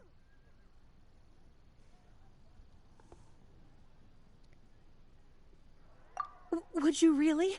I sent a commission to the Adventurers Guild, but I haven't heard anything back from them yet. Hold on. Don't run off looking for the hairpins just yet. Mr. Chow, would you let me have a look at the rental contract you signed? Huh? Well, I mean, sure, I have it right here. Here you are. Let me see. That's right! Yanfei said she's a legal advisor, didn't she? Maybe she can help Juqiao somehow. True. Though surely there must be a win-win solution. Right. I finished reading the contract. The terms are very clear, and they do indeed stipulate that you must pay Mr. Crossell the original value of the hairpins as compensation for the loss. Furthermore, the contract also expressly states that the amount of compensation must take current market prices into account. And given the rarity of Smaragdus Jadeite, I fear that the final amount of compensation may end up being significantly higher as a result. Even higher? Oh, no. Uh-oh. Juqiao looks like she's about to faint. However, all of this is assuming that it is indeed genuine Smaragdus Jadeite that was inlaid into the hairpins. Did you really have to pause before saying that part?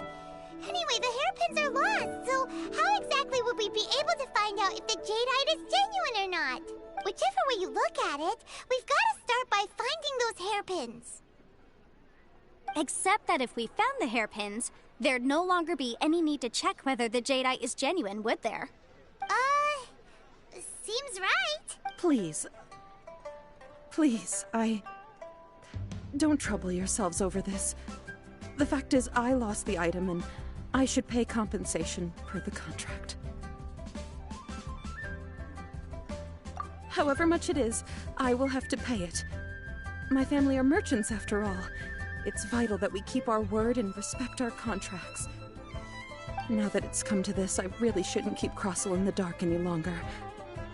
I'll go and inform him of the issue, and then negotiate the amount of compensation. Yes, legally speaking, it seems this is the most sensible course of action. But before that, I have some questions about the hairpins. So hold on a moment, Mr. Chow. When you first touched the hairpins, what did you feel? What did I feel? Well, I remember that the gemstones set into the pins were perfectly smooth to the touch, like the finest quality jade. My family has seen much jade pass through its hands in the past, so I am quite certain of my judgment in this matter. Smooth to the touch. Finest quality jade. No, it's nothing. I just need to re-examine a few things. Let's head over to Mr. Crossell's.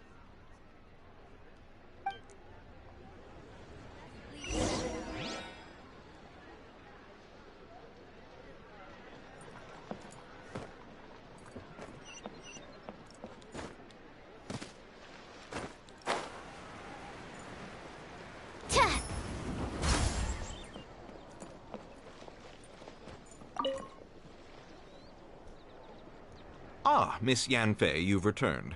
With Miss Jiqiao in tow, too, I see. How are the hairpins? I trust you're quite satisfied with them? About that. You lost them? Are you serious? Do you have any idea how expensive they were? I'm sorry. Truly, I am. I'll pay the compensation as per our contract. Every last mora. Mora? Do you have any idea what I had to go through to get my hands on that Smaragdus jadeite? I just don't... Forget it. Talking won't bring them back. Since Miss Yanfei is here, I suppose we can just have her estimate the amount that needs to be paid. No problem. But before I can give an official estimate, I'll need to do a little market research. Ah, yes, and if I may just confirm again, it was in fact genuine Smaragdus jadeite inlaid into the hairpins, correct? Of course. Genuine article guaranteed, or I pay back 10 times the value. All right, understood. I'll conduct some market research, and once I'm back, I'll provide an official assessment of the sum owed by Mr. Chow in compensation. Please. Thank you very much. How could she lose my hairpins? She'd better pay every last mora that they're worth. Looks like I'll have to find some way to raise that money. Please wait, Mr. Chow. I have something to discuss with you. It's not convenient to speak here, so let's find somewhere that we can sit and talk in more detail. My friend, what can I get you?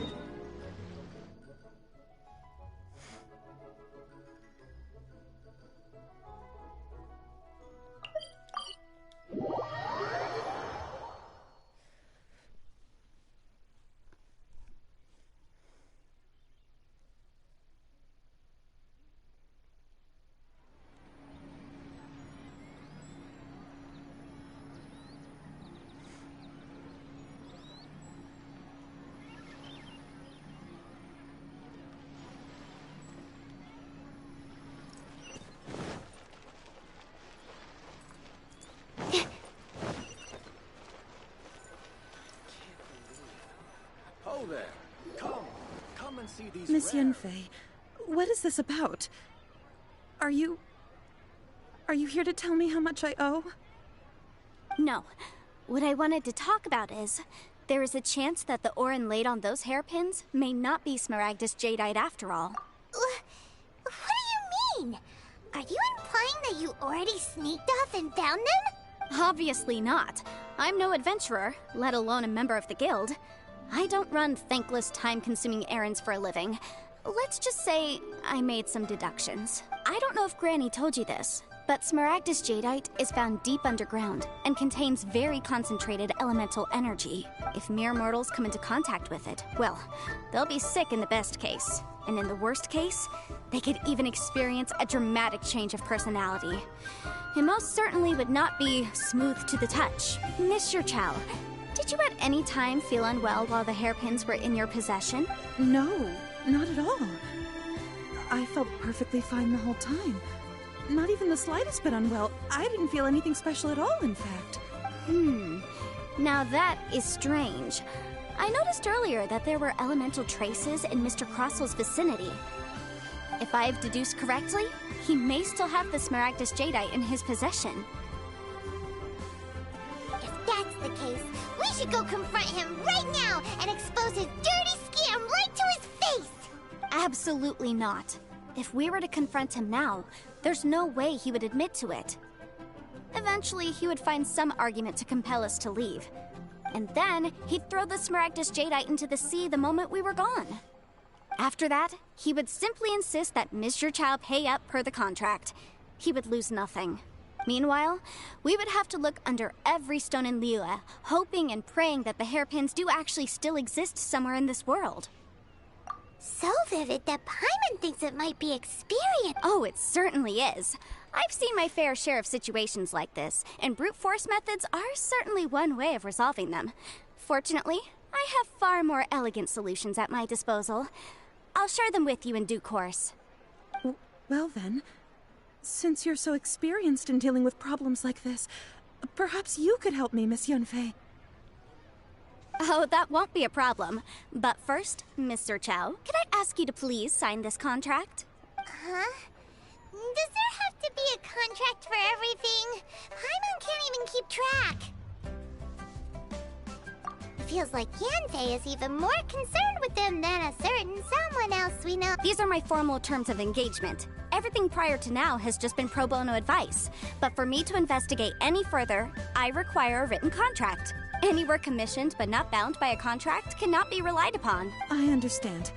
Then I will be glad to place this matter into your capable hands if you will take it, Miss Yunfei. No problem. Just sign here, and I'll sign too. Okay. Now write your address here, and then sign on this page as well. And I'll also need your signatures on pages 5, 7, and on the very last page. Finally, if you could just use this ink pad to make a handprint over here. This contract has so many pages. Paimon's all out of brain juice again. All right, that should do it. My fees are the same as always, and they're written in the contract. Have a look through and let me know if you have any questions. I've had a read through. Everything checks out. Well then, here's your copy of the contract. I will retain the other copy. Not for now, no. Despite how intractable this problem might sound, it will actually be quite straightforward to resolve, once we've got some things squared away. I don't believe you have been part of an investigation like this before, in which case, hopefully this should be quite the experience. Miss Yunfei, I have to ask, why are you helping me? Because, as it happens, I'm currently trying to acquire some Smaragdus jadeite myself. I noticed strong traces of geo-energy around Mr. Crossell, so perhaps he has, in fact, secured some.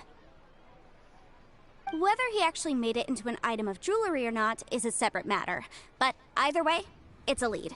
As long as we follow it, who knows? We might just be able to get our hands on some Smaragdus jadeite. Also, the idea of someone abusing the law to their advantage, I won't stand for it. But again, let's not dwell on this. Let's go to...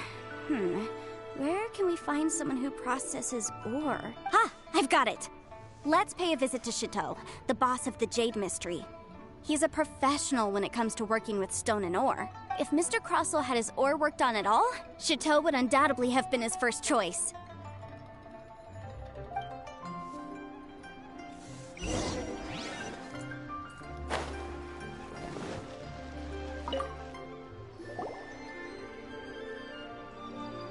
Why, hello there, honored customers. Welcome to... Oh! It's you, Miss Yanfei. Is something the matter? Surely not more spurious claims that my jade betting is rigged and no one can ever win? Oh, I swear on all that is sacred. No, nothing of the sort. Has a Snezhnine merchant named Crossel enlisted your ore processing services recently by any chance? A Snezhnayan merchant named Crossel, you say? I do remember that. He brought me a piece of ore, claiming that it was Smaragdus Jadeite. That was the first time I'd ever encountered it, so I had no way of telling if it was really Smaragdus Jadeite or not. But if a customer insists, far be it from me to contradict them. He was quite generous with his money, too, so I didn't give it too much thought. I processed the ore as per his request. Do you have any leftover debris from your work on it? Why, yes. It was my first time encountering this ore, after all, so I kept a few loose shavings to study myself later. They're right over there, in fact. Thank you, sir. We'll take a look at them.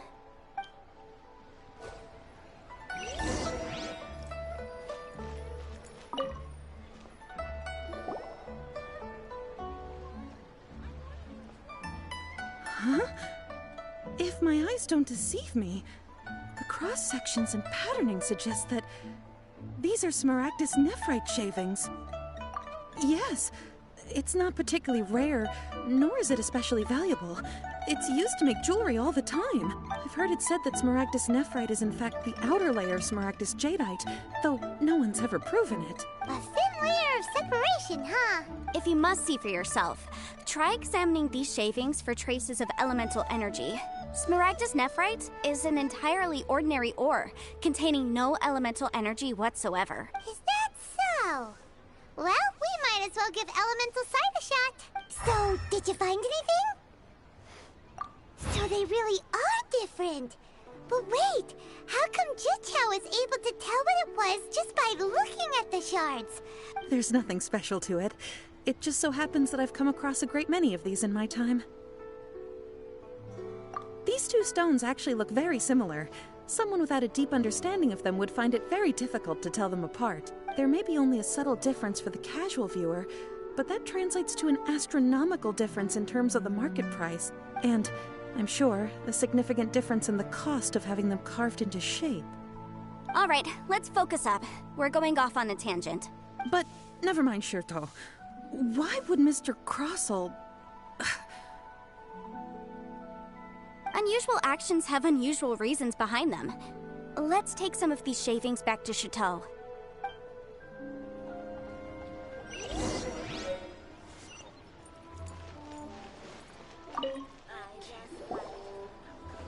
Miss Yanfei? Might I be so bold as to inquire, If you could just confirm for me once more, sir. Mr. Crossel did indeed claim that the ore he brought to your store was in fact Smaragdus Jadeite, did he not? Yes, that's right. I still have a record of the job with me, in fact. Here. It says quite clearly, 1 chunk Smaragdus Jadeite, uncut. Then I have no further questions. But could I borrow the processing record and these stone shavings? Of course. But might I ask why you need them? Oh, I have my reasons. Yes. Please sign here on this affidavit. This document shall serve as signed proof that these stone shavings originated from the, ore that Mr. Crossel brought to your store. Please read it carefully.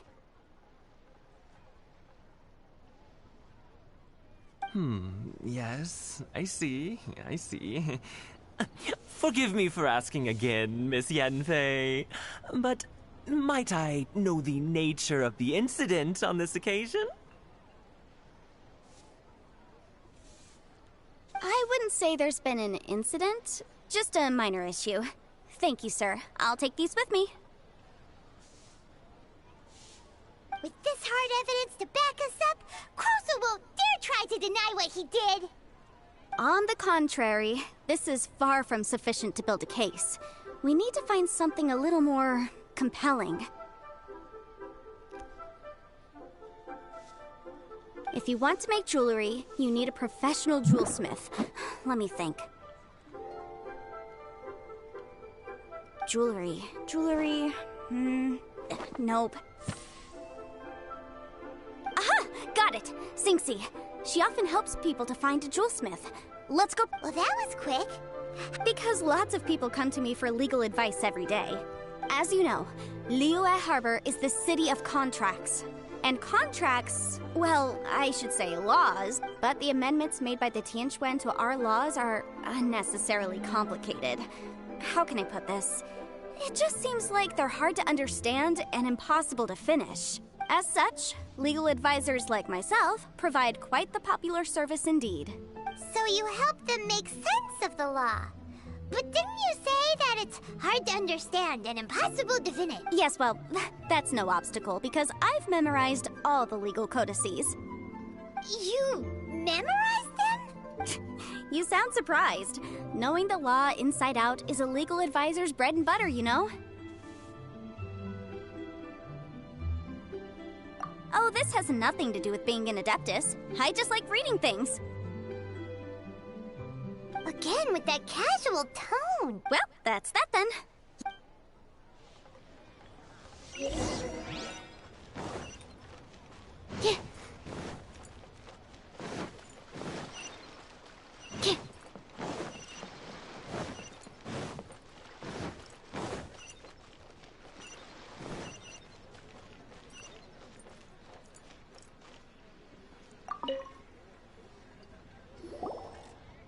Oh, Miss Yenfei, it's you. Has something happened? Did the client from last time, Have no further trouble from then on? Yes, of course. I'm just here to ask you a few questions. Has a merchant by the name of Crossel asked you to put him in contact with a jewelsmith recently? Crossel? Yes, I remember him. He's a merchant from Snezhnaya, no? Yeah, he came to me with a chunk of something he called Smaragdus Jadeite. The design of the hairpins that he gave me was quite intricate, so it took me some work to find someone who was up to the job. Eventually, I found an older jewelsmith who made them exactly according to his specifications. This order was on hold for a very long time, and only completed quite recently, which is why I remember it so well. Doesn't seem like there's any evidence to be found here. Miss Inksy, I'd like for you to confirm for me once more. When Mr. Crossel commissioned you to find him a jewelsmith, did he or did he not assert that the material he presented to you that day was called Smaragdus Jadeite? Yes, I'm sure of it. The hairpins were made using many expensive materials, and the asking price was quite high, so we had to put this transaction on record with the Ministry of Civil Affairs. Mr. Crossel wasn't very familiar with the necessary procedures, so I filed it on his behalf.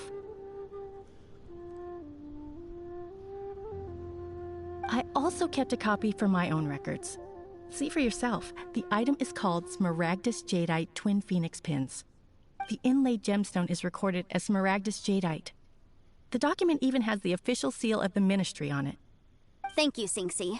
Now, could you let me borrow this document? Sure, it isn't serving much purpose here anyway.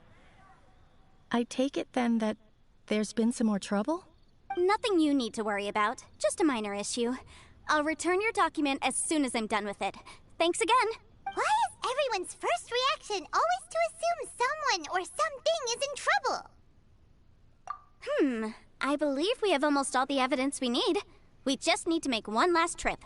Let's go to Boo Boo Pharmacy to speak with Dr. Baiju. The weirdo with the snake around his neck? Because only he can provide an authoritative statement confirming that Smaragdus Jadeite is harmful to the human body. Once we have this final piece of evidence in our hands, we can wrap this case up. Join the adventurers. Oh, I see my twin. But like, I am so confused. How are they not supposed to like bother that?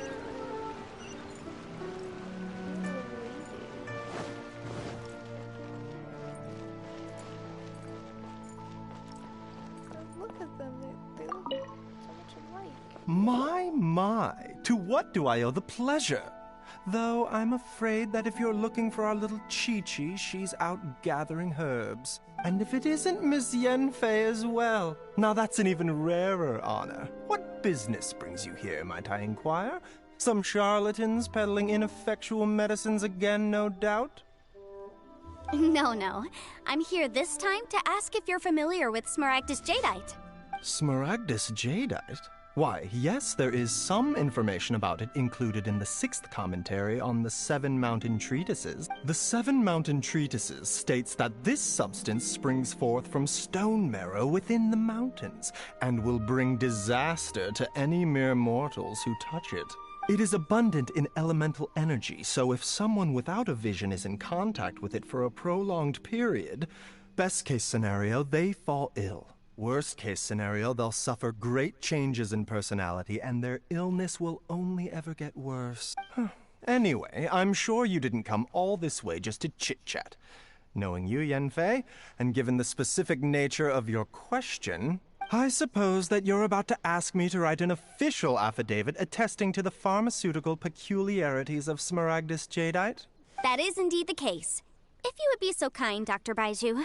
No trouble at all. It's just a single document. Won't take me a moment.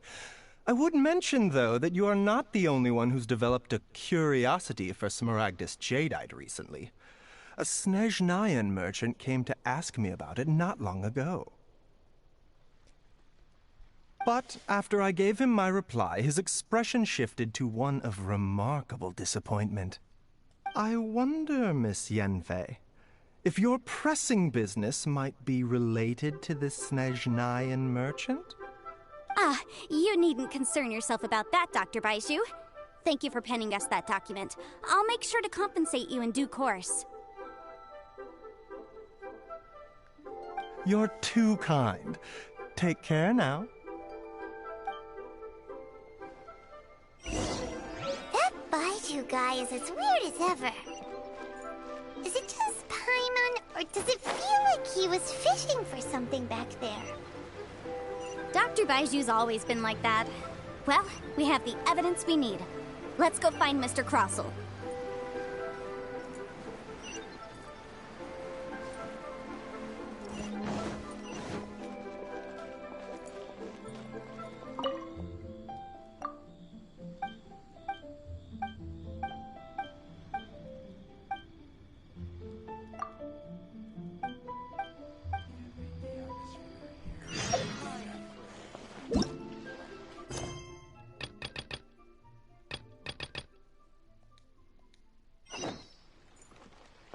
I should open a store here.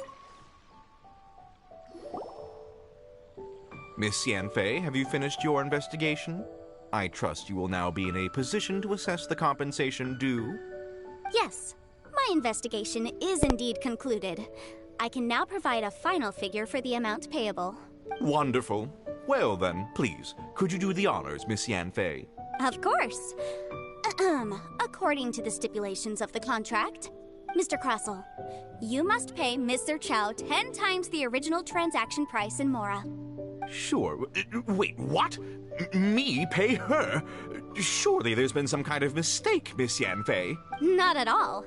According to my investigations and the material evidence that we've gathered, the substance claimed to be Smaragdus Jadeite that was inlaid within the Smaragdus Jadeite twin phoenix pins that you rented out to Miss Zerchow was, in fact, Smaragdus Nephrite. Now, the contract states very clearly that 10 times the price shall be paid should the article not be genuine. Accordingly, you are liable for this sum, which is payable to Miss Zerchow in Mora. Material evidence? What material evidence?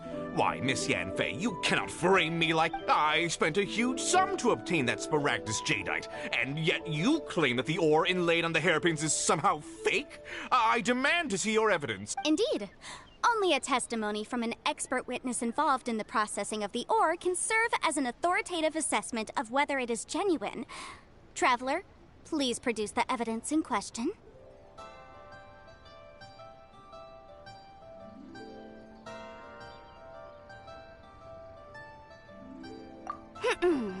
If we want to determine whether the ore is genuine, we need to... This is a processing record from the Jade Mystery, along with stone samples and an affidavit... Seriously? Even the boss there couldn't differentiate between Smaragdus Jadeite and Smaragdus Nephrite. How does this prove anything? In any case, Smaragdus nephrite is the outer layer of Smaragdus jadeite. So I had him cut away the nephrite, he returned the valuable jadeite core to me, and some nephrite samples remain in the store. What am I missing? That's an unsubstantiated belief. Well, your claim that my ore is fake is just as unsubstantiated. And we are here to talk about evidence, aren't we? Ugh. Looks like our first piece of evidence didn't convince him at all. Seems like he came prepared.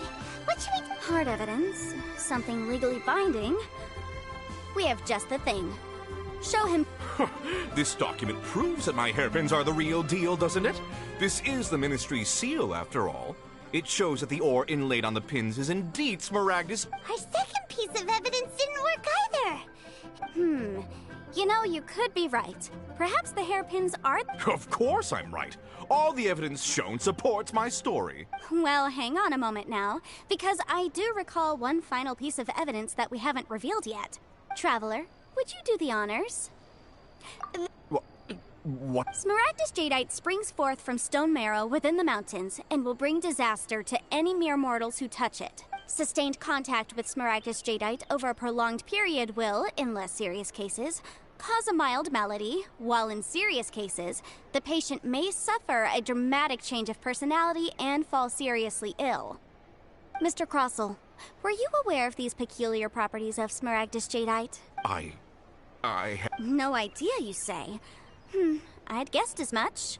But for you to have rented out such a dangerous item, I'm afraid that this falls outside the scope of my work, but within that of the Ministry of Civil Affairs. However, I'm sure that the Ministry will be relatively lenient, considering that, as you say, you were ignorant of the danger you... Don't worry, Mr. Crossell. I will make sure that all the evidence presented here will be handed over to the Ministry. I trust that you'll give them your full cooperation in their investigations. What? Wait! I knew. Oh, so you knew? Oh, dear, Mr. Crossell. But if you knew of Smaragdus jadeite's dangerous properties beforehand, why would you... Huh? No, The hairpins aren't actually... Aren't actually inlaid with genuine Smaragdus jadeite? Is that what you were about to say? You do understand, Mr. Crossell, that this means that you will have to pay Ms. Zerchow 10 times the original price in Mora? Mr. Crossell, your answer, please. My client and I are waiting. He's seriously intimidating right now. It's like she's a different person. I admit it. I confess. The ore I had inlaid on those hairpins was Smaragdus nephrite. But I'm a victim in all of this, too. I invested a great deal of time and money into acquiring that small amount of Smaragdus jadeite, in the hopes of turning it into a piece of jewelry that would fetch a fine price. But after receiving it and carrying it around for a few days, I started to feel extreme discomfort.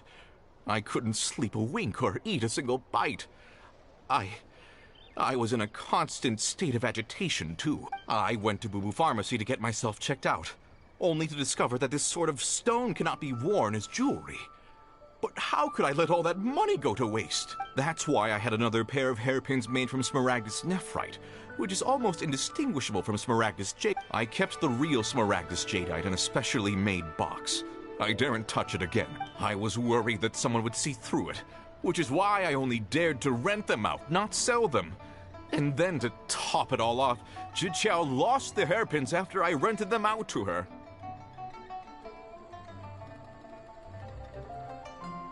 Exactly! If they weren't the real deal, why'd you make her pay so much? I didn't want to either, but when I purchased that Smaragdus jadeite, some of my business partners found out. I knew they'd be watching closely to see how much I could make off it. If word got out that I sold a pair of fake hairpins, then my days in this line of business would be over. All right, let's cut the appeals phase right there. I failed to see what bearing any of this has on your transaction with my client. According to the contract, you must pay Ms. Zerchow 10 times the original price in Mora, and that is final. 10 times? Crossell looks like he could faint any second. As for me, according to my contract with Mr. Chow, 20% of that sum will go to me. 20%? That's as much as I spent on that Smaragdus Jadeite! There's no need. It's fine. You don't have to pay me that much, Mora. Even if the Smaragdus Jadeite on those hairpins was fake, I still bear responsibility for losing them. Legally or not, I think I owe some compensation for that. Ms. Jichao. However, Mr. Crossell, since you have no use for that chunk of Smaragdus Jadeite, why don't you give it to me instead? I'll consider us even. What? But all right then. This cursed rock's brought me enough grief as it is. Miss Yanfei, I'll turn this Smaragdus Jadeite over to you. I trust that it will suffice as remuneration? Well, that's not quite how the rules say this should go. But whatever. It'll do. Thanks so much for your help this time, Miss Yanfei. When you have the time, I'll be sure to visit and express my thanks more appropriately. Oh, come on. No need to stand on ceremony. Now, if I may confirm this again, Mr. Chow, have you and Mr. Crossell come to an understanding? Well, yes, I believe we have. Well then, that's good. Mr. Crossell, it seems that my client has no further claims against you. Is that so? That's good. That's good.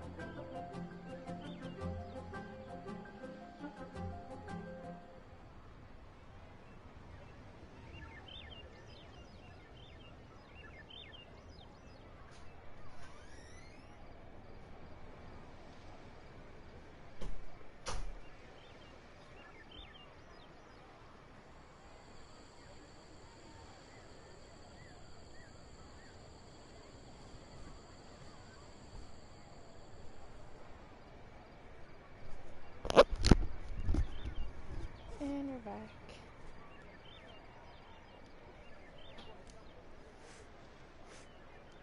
Wrong controller. Actually, Mr. Crossell, I'd like to talk business for a second if I may.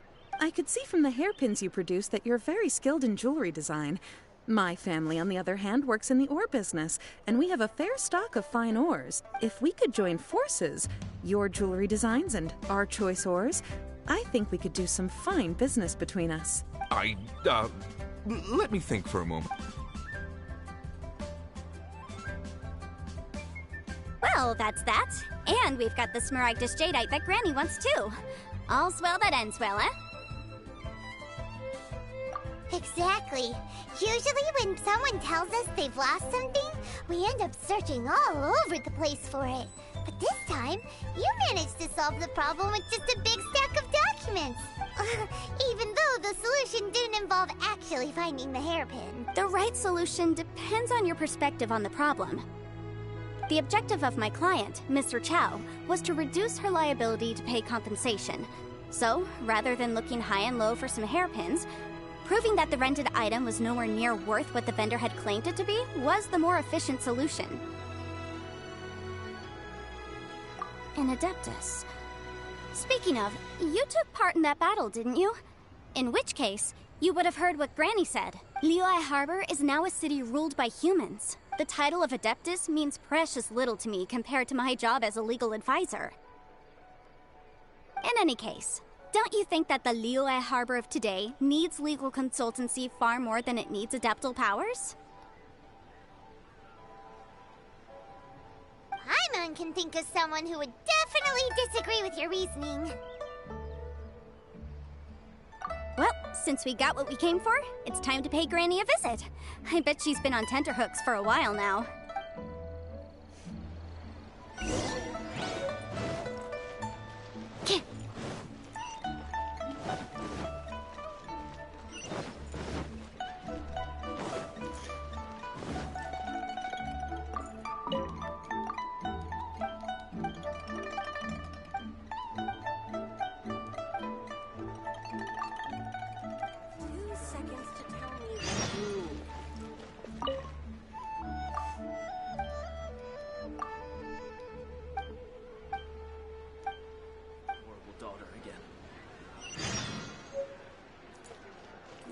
But you didn't let...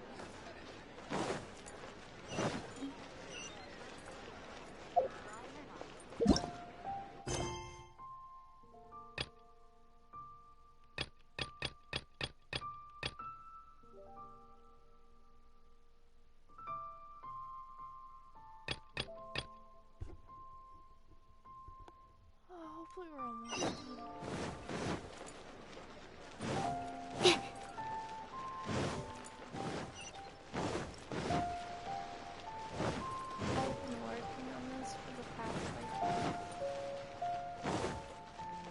Since my birthday, I would say like 3 days. Maybe more.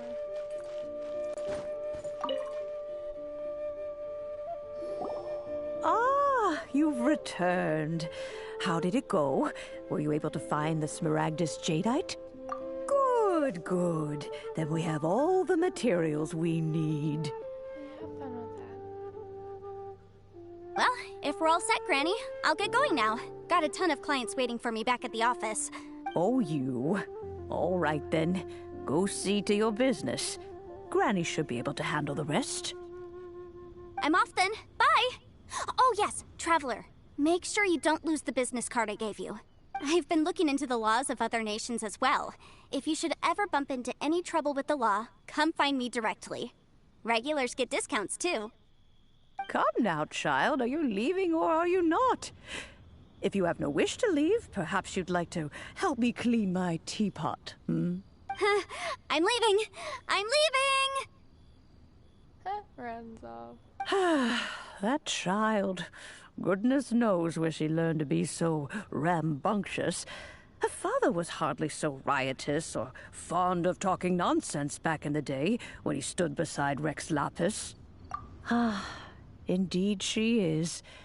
Liyue has changed, and the Adepti must also learn to change. Yanfei might be overly garrulous, but she is also the most intimately acquainted with the city among us all. Liyue is not the same place I once knew. All right, then. Let us speak of this no more. Back on topic. I believe that I still owe you a little gift. Oh, Paimon's so excited! How is it made? It is but a single teapot. It shan't take long at all. Just wait here for a moment.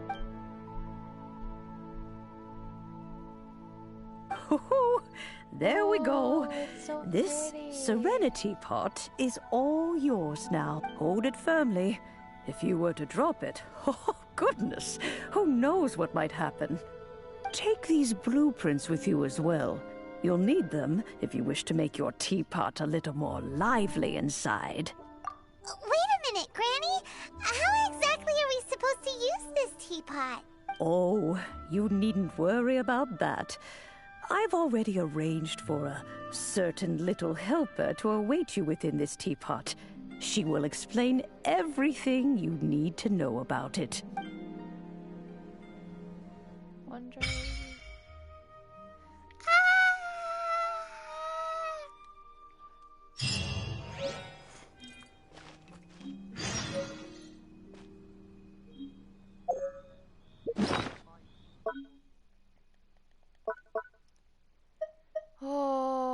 It's so pretty.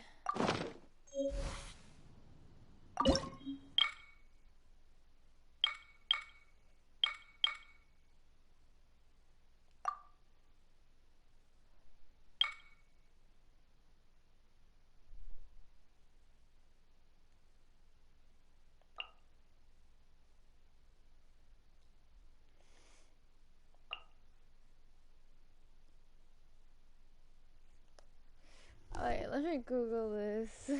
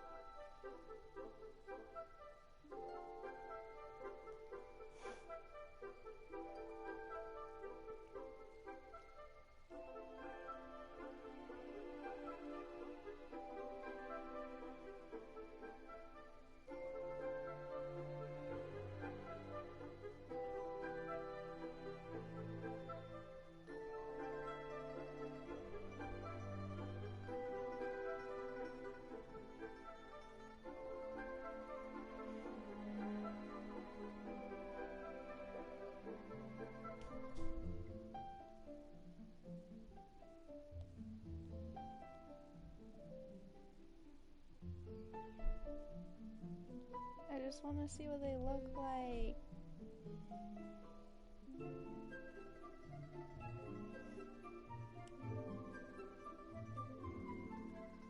Oh, I don't know which one.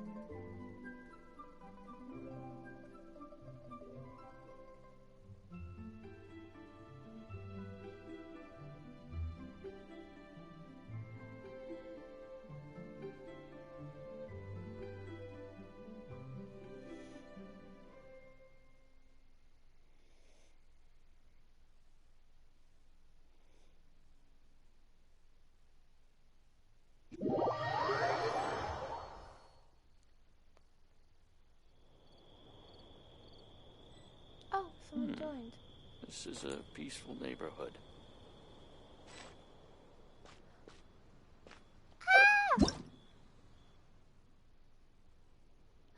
Twins!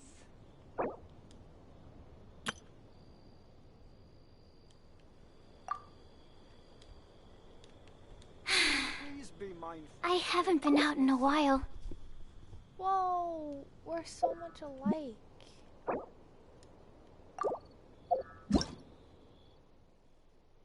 $35, $35, same.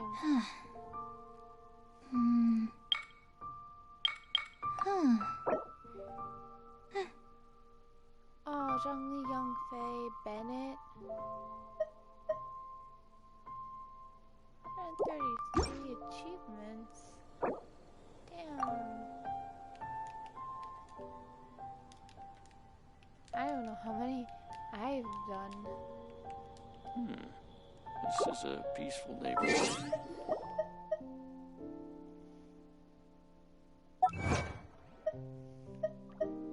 120. Oh, it's not that bad. Oh my god.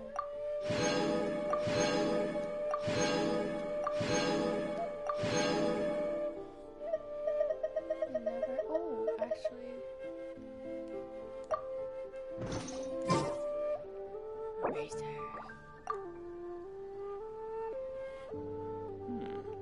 This is a peaceful neighborhood.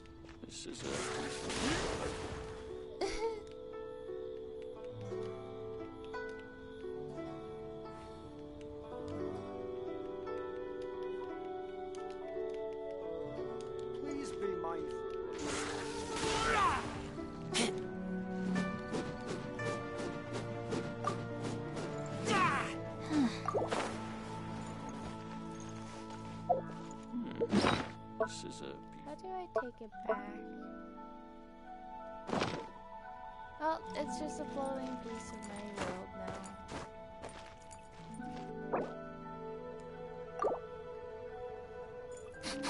I smell rabbit.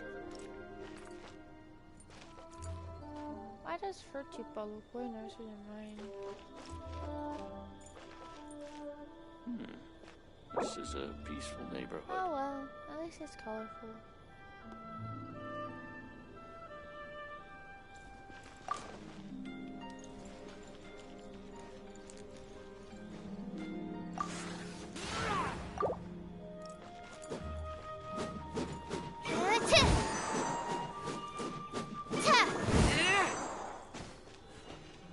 Sparkles. This is a peaceful neighborhood.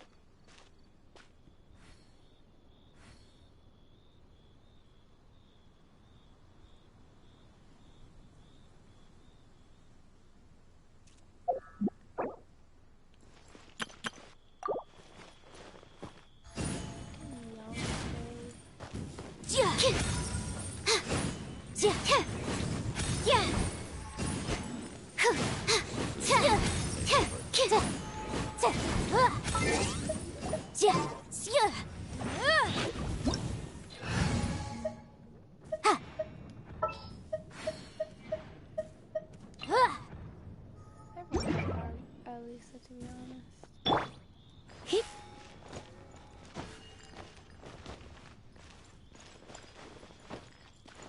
Come a little closer. Keep back! This is a peaceful neighborhood.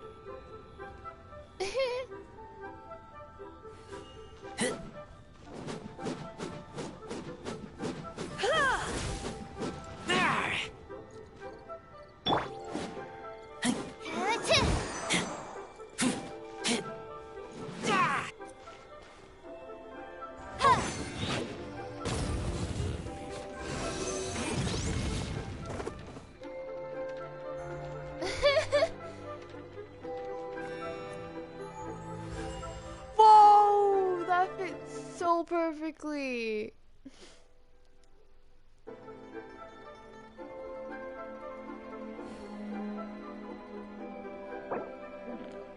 This is a peaceful neighborhood. What was that? Oh, it's gone. Can I go take a look?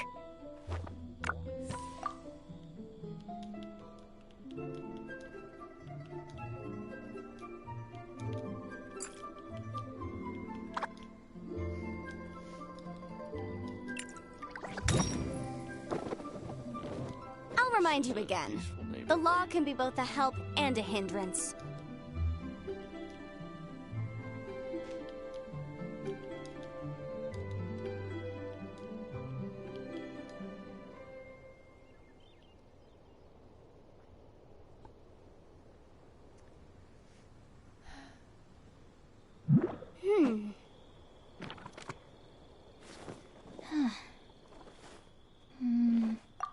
This is a peaceful neighborhood.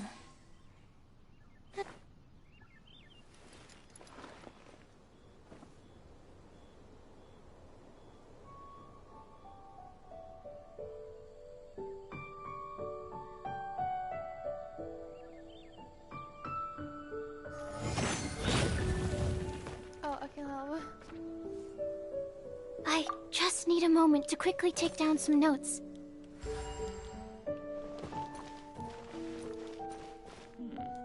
This is a I peaceful neighborhood. need to like write this down because I don't want to write it correctly.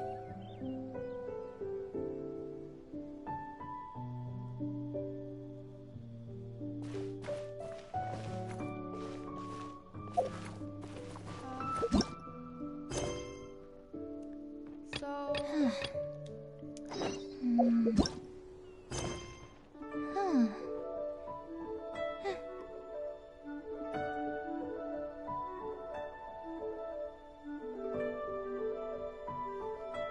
hey.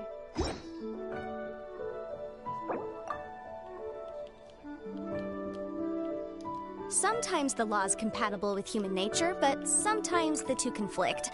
Balancing the two is a discipline in its own right.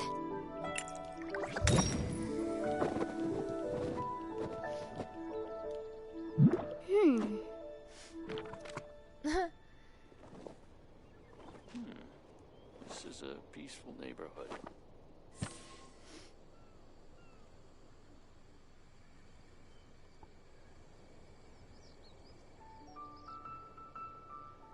What was that? Oh, it's gone. Can I go take a look? I'll remind you again. The law can be both a help and a hindrance. This is a peaceful neighborhood.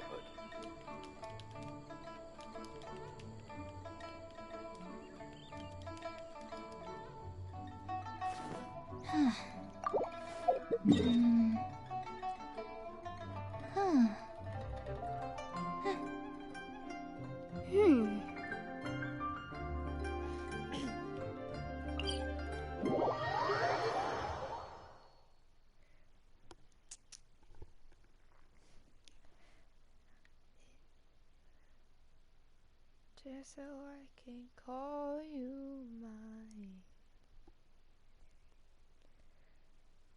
As I did, I hope that your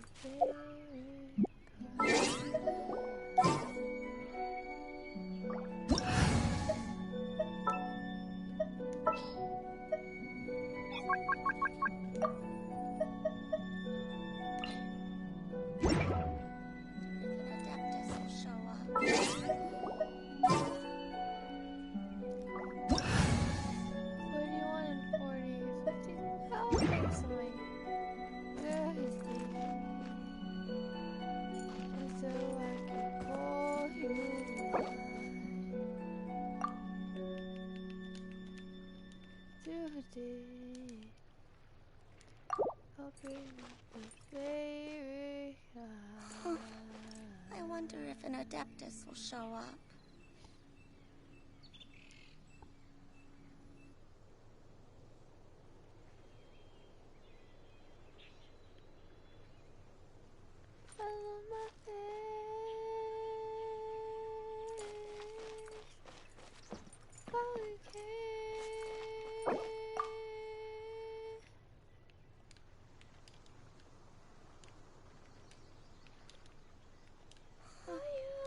I wonder if an Adeptus will show up.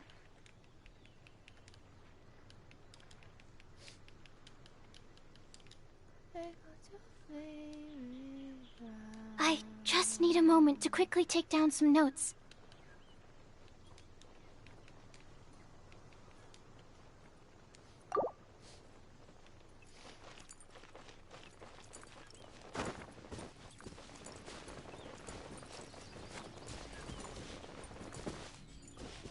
Adeptus will show up.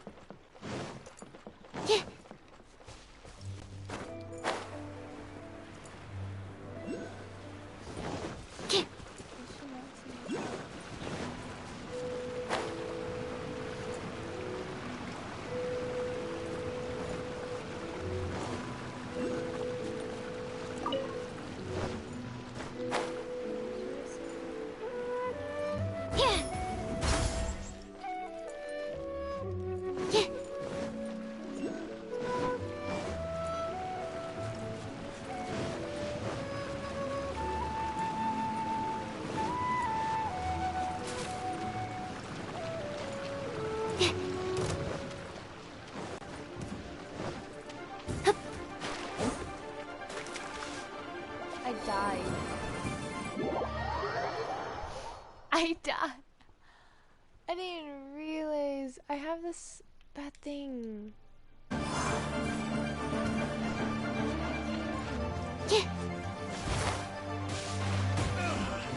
Finally done. I wanted to help.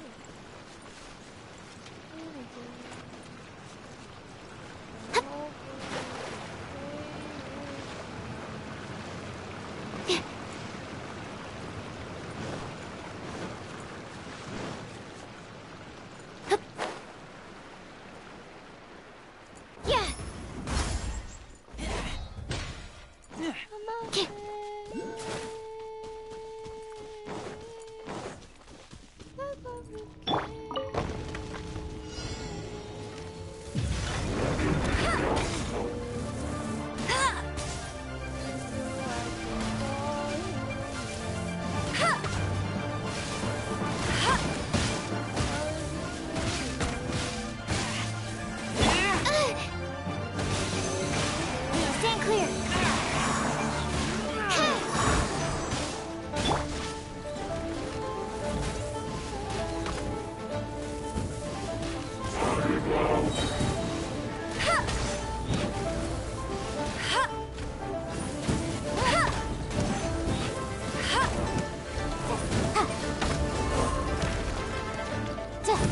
Let it rain.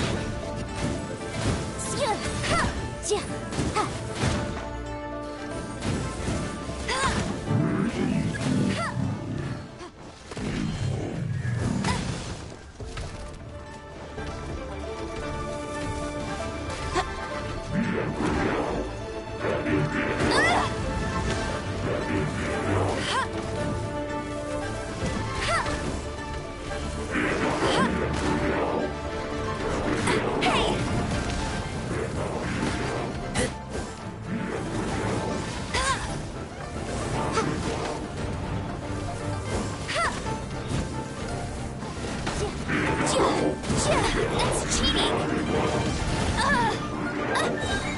No one escapes my sights! Enhanced animal model, absorb...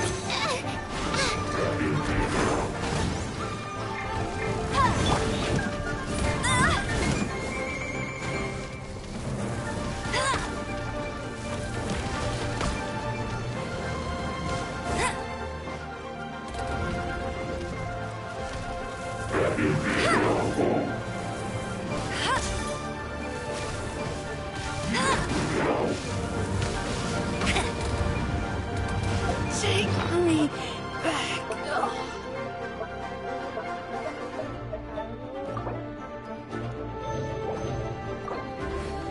It's a hung jury.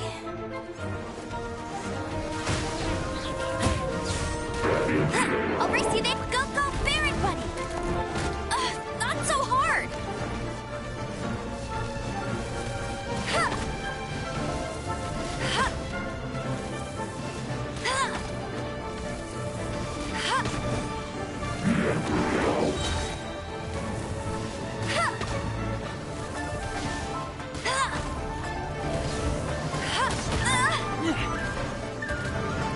Let it rain.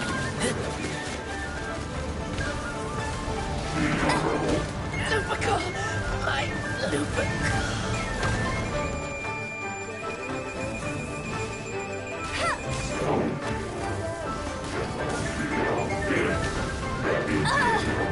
Not so hard.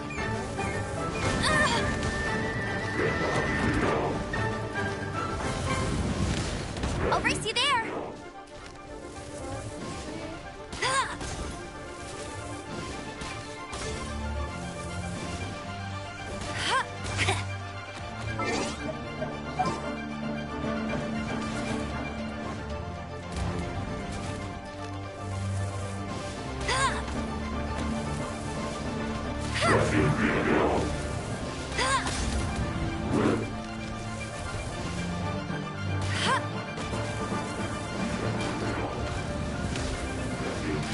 Tired.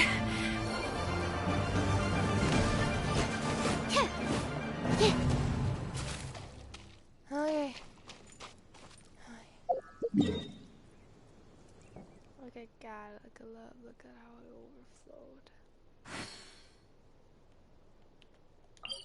It's all honestly, I might go insane. I'm gonna go Barbara. Girl, you know some things will never change. I'm gonna go Barbara and I keep going through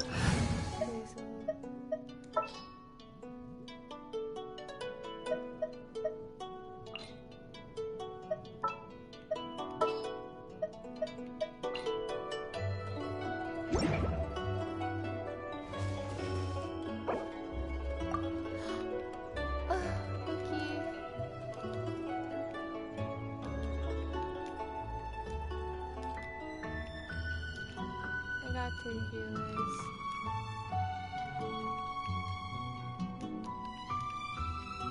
I wonder when I'll be as tall as my big sister.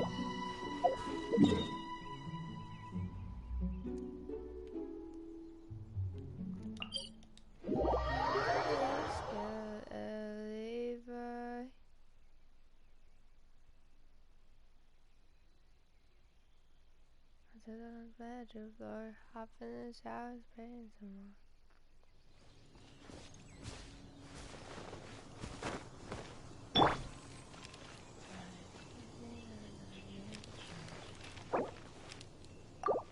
Faster? Okay, faster. Sometimes I'll do it. I got so scared for a second.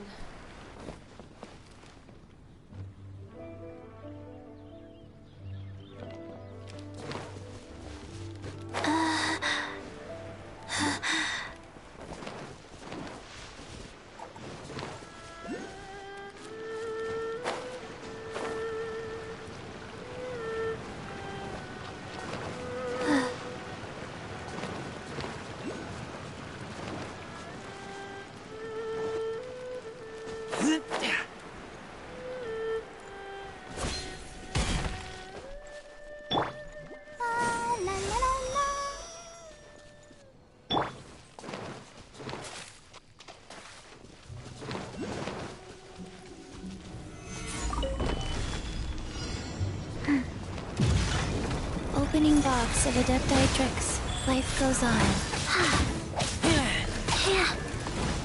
Fast. Stabilize!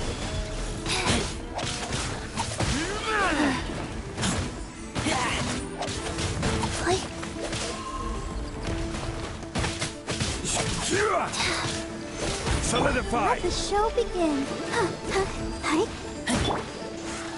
Keep back! Rise.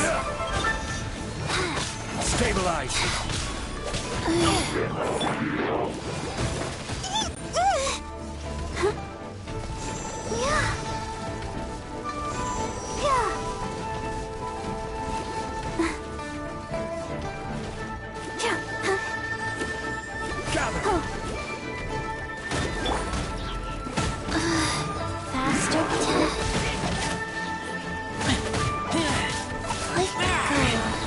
Sacred name, Fortune Preserver.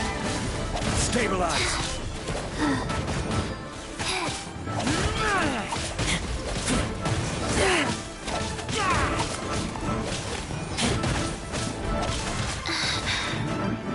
Faster? Okay, faster. Solidify! I will have order!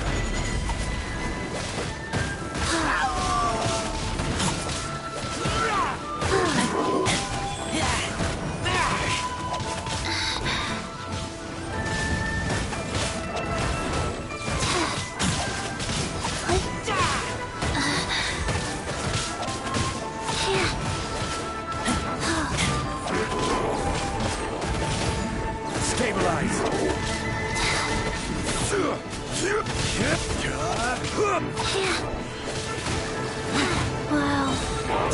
Opening box of Idk.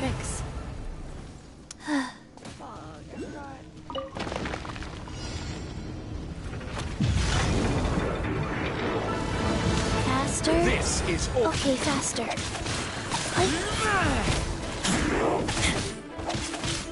Gather!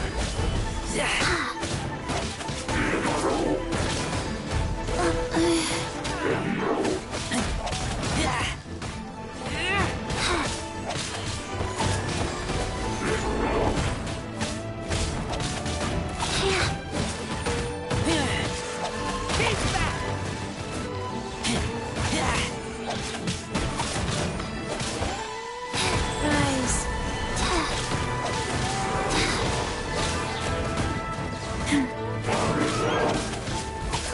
Oh. Orders given. Orders received.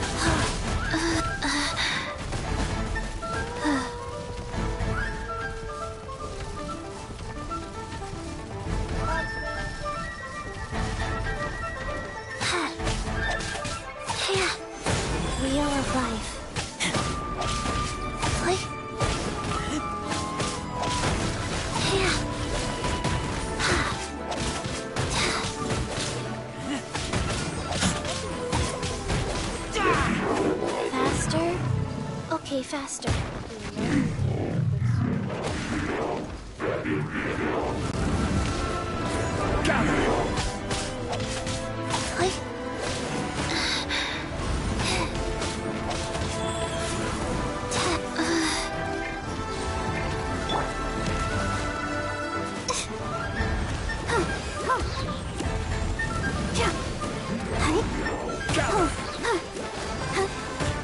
Ready, steady, go!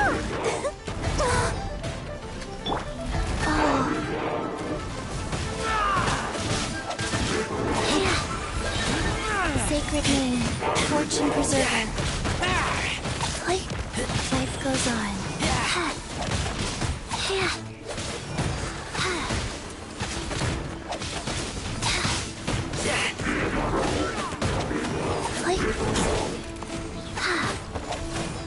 This is order. Ah, play the game already. Solidify. Keep back. Wow.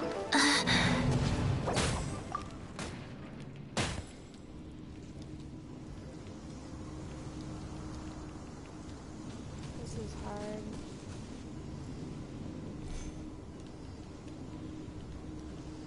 This is hard.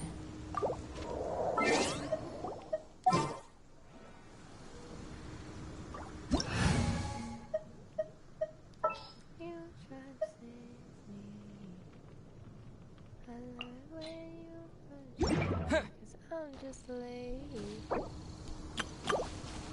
Try this again.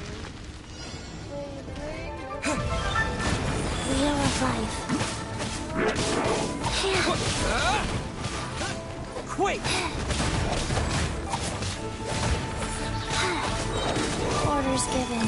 Orders received. That's gonna hurt in the morning.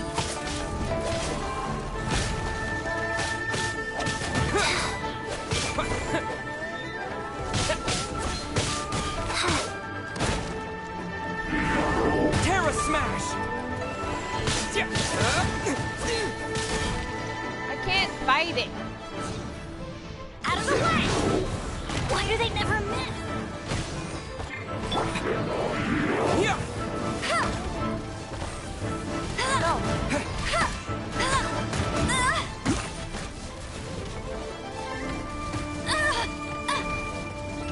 No escape! Get out of Rise.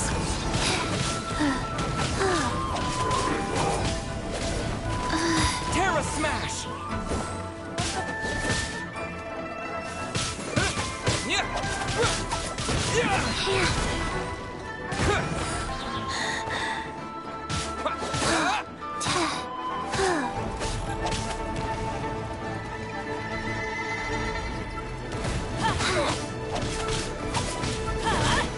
Out of the way! Go. Opening box of Adepti tricks. Faster? Okay, faster.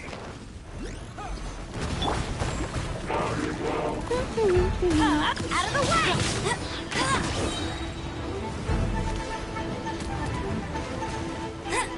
No one escapes my sights!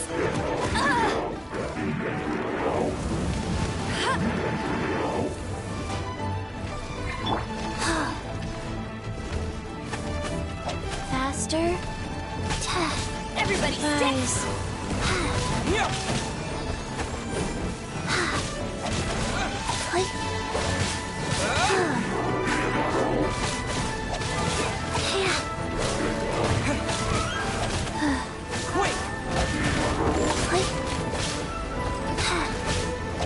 Terra Smash!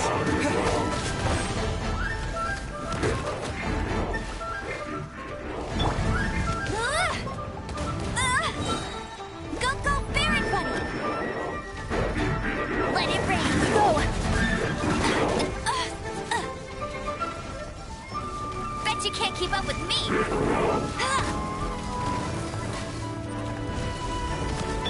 Orders given.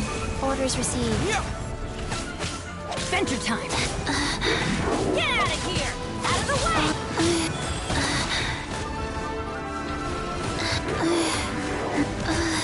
Wow. Wow. Don't want to.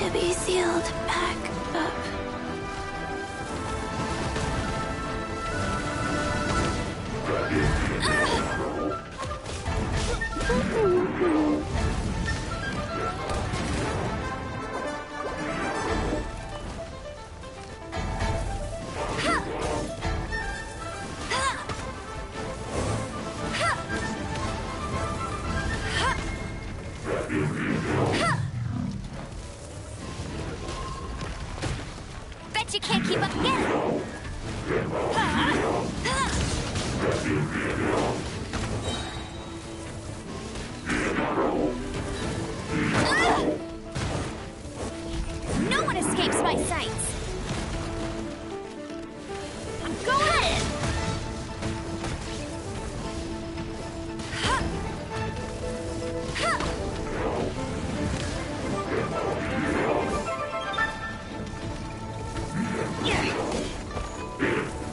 Wait!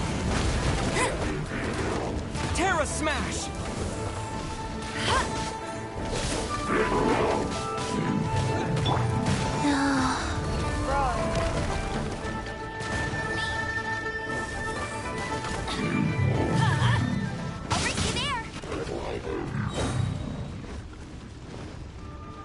Let it rain!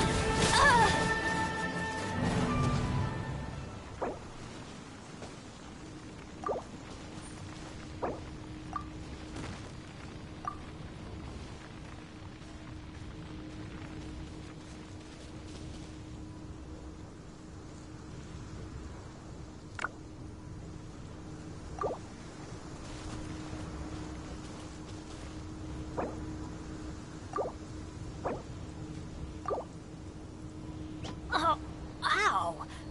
Where did that come from?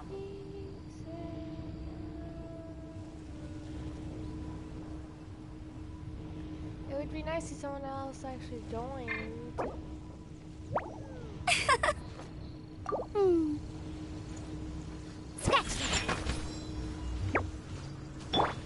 Life goes on.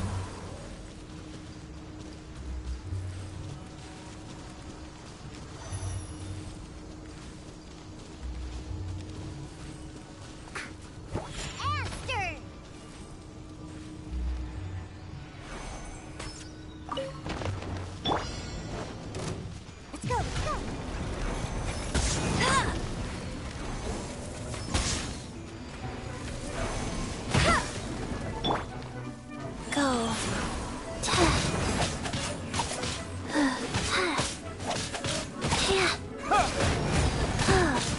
Think you can bully me?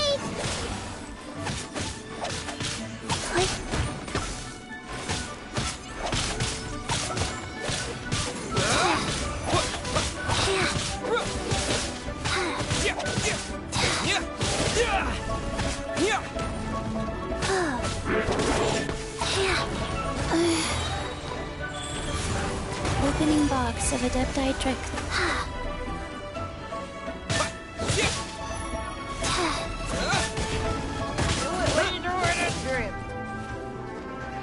I'm fine. Not scared.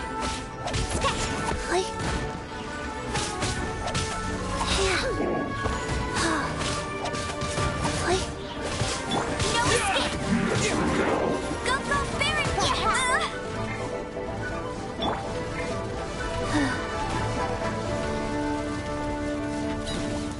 Wheel of Life.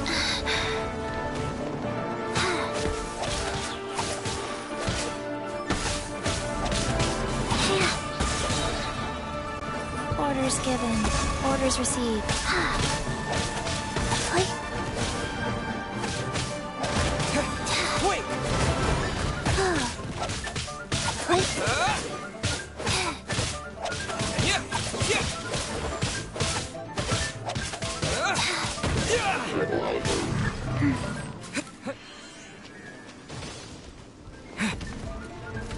Rise.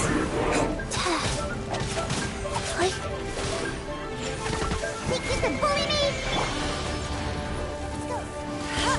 No one escapes my sight. Hey! Not so hard!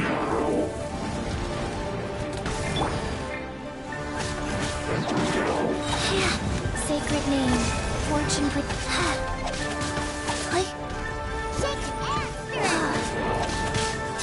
Terra Smash!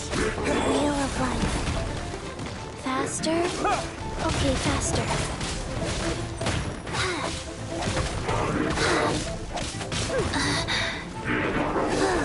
Wow. Get him! No escape!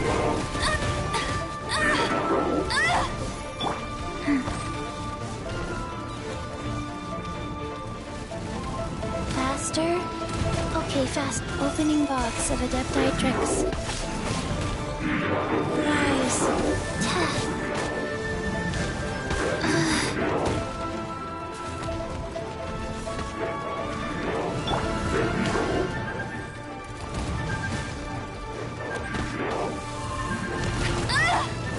Hey!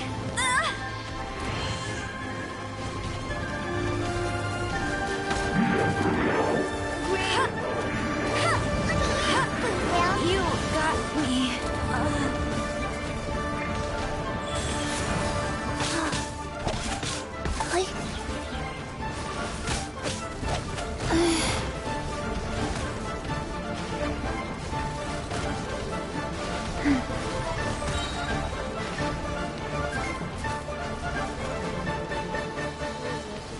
Orders given. Orders received.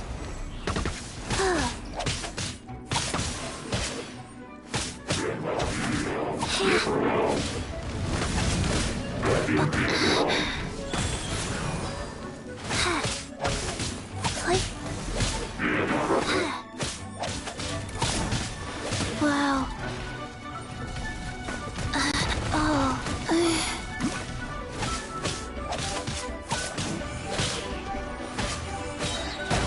Sacred name, Fortune Preserver.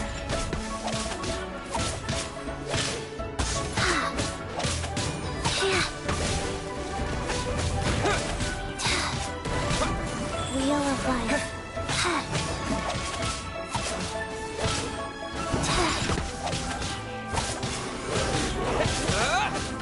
Wow. Quick! Orders given. Orders received. I'm here.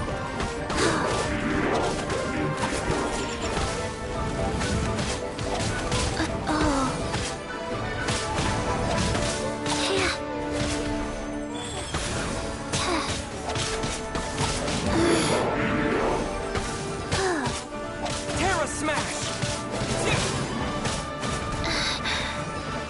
Faster? Okay, faster.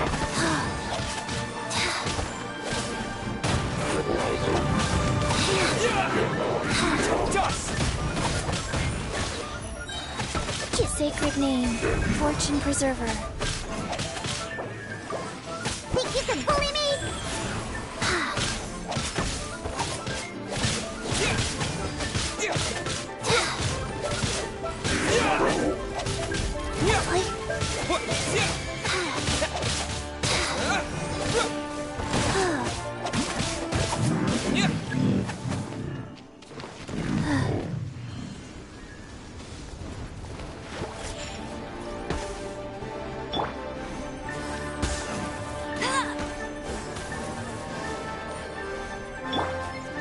Faster, life goes on.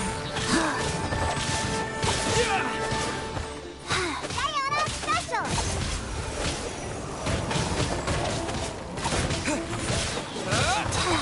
Opening box of Adepti tricks.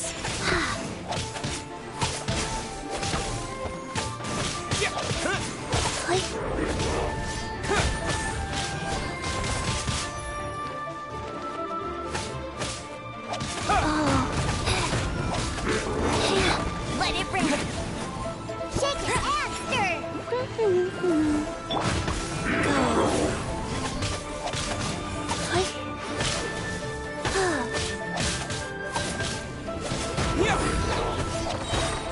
Orders given. Orders received.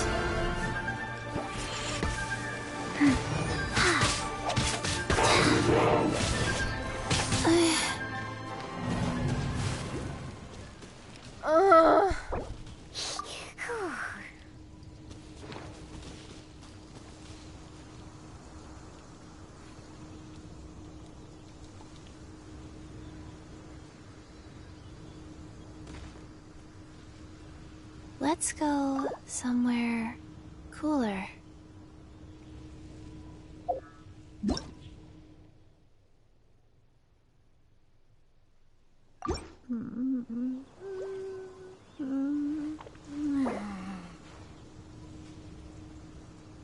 One, two, breathe. 3, 4, and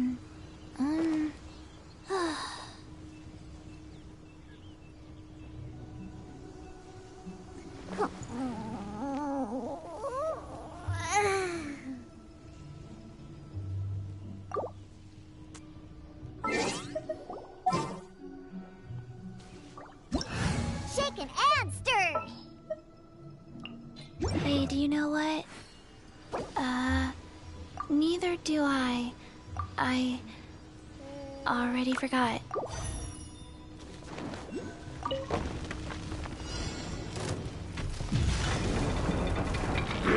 Wheel of Life. Rain outlines your fate. Rain Cutter. Terra Smash! Dust!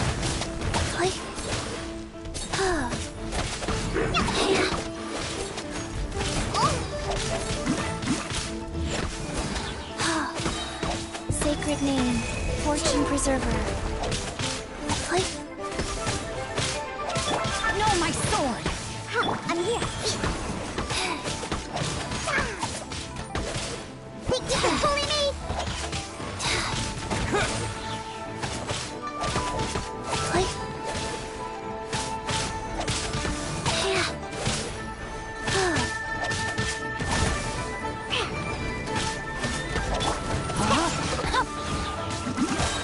Witness the power.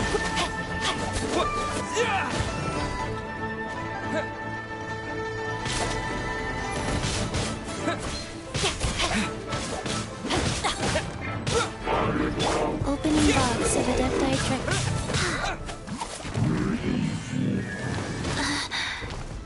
Rise. Oh. Wow.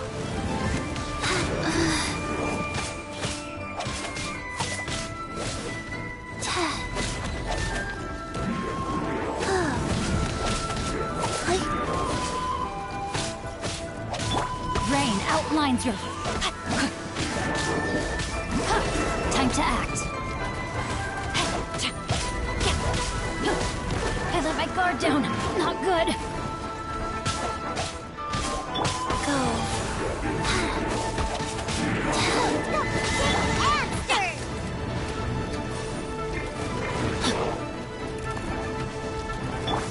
Sacred Name, Fortune Preserver.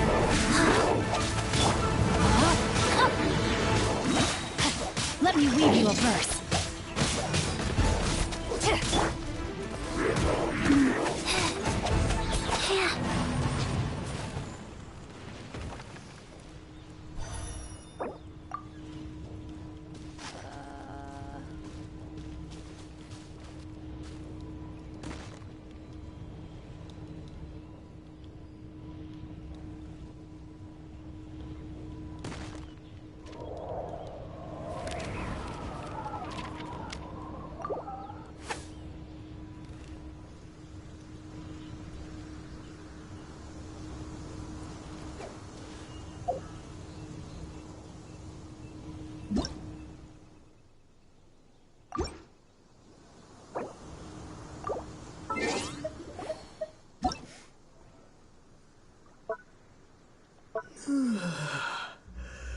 One, two.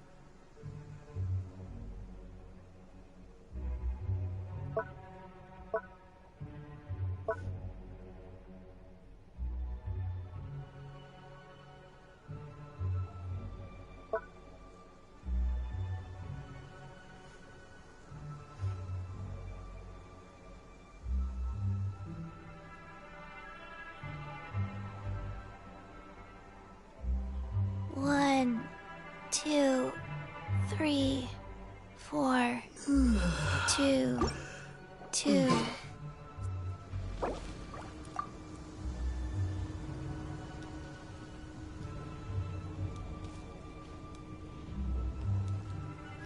give up.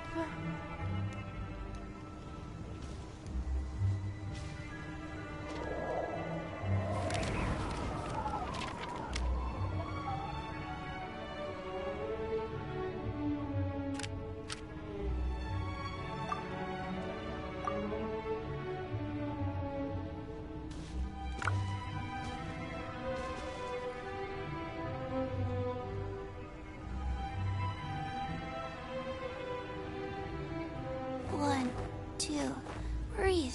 3, 4, and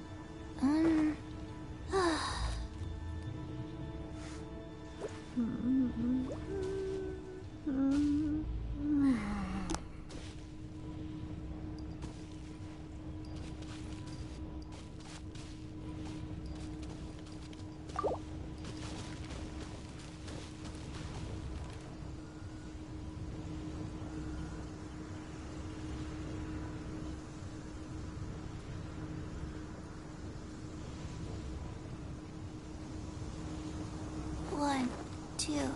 Breathe. 3, 4, and...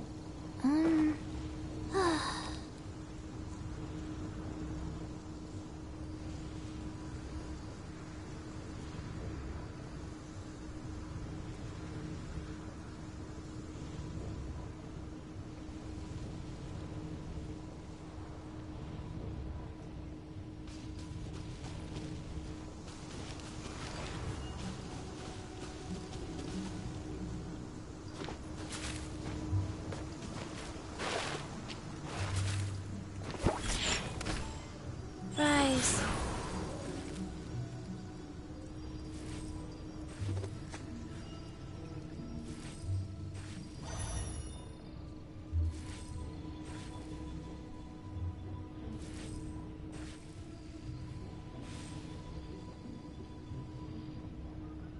Let's go somewhere cooler.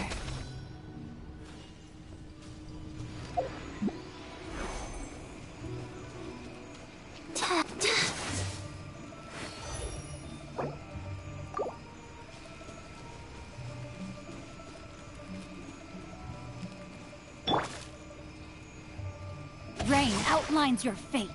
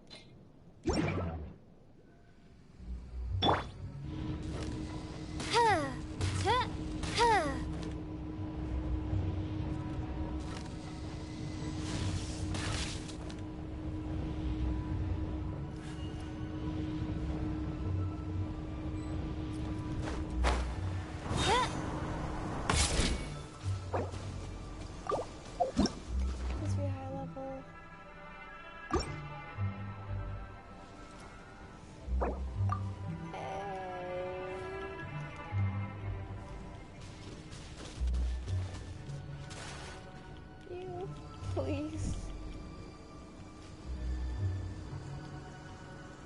Help. I created another universe and founded paradise.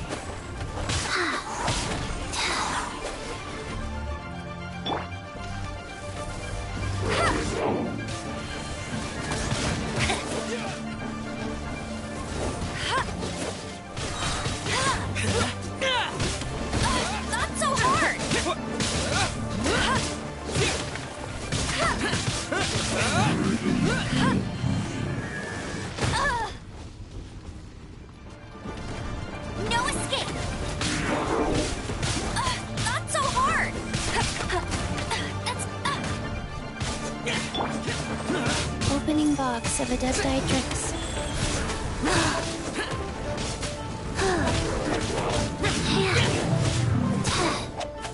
I'm.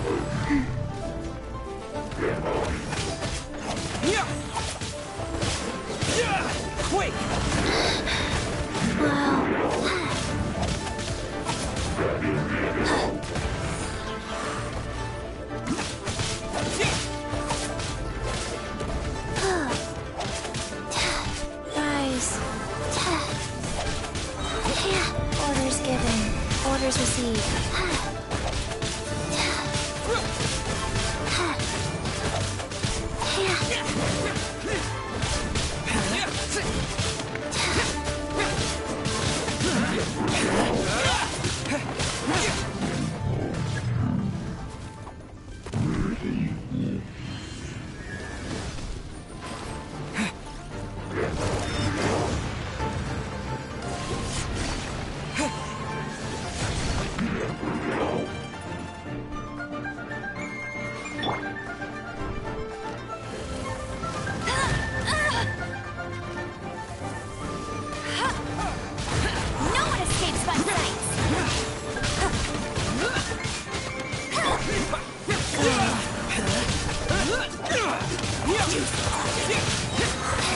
Opening box of Adepti Fix.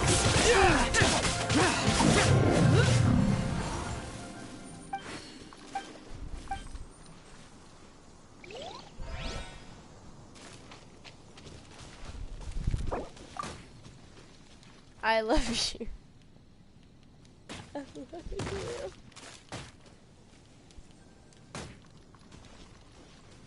I love you. Faster? Okay, faster. Huh.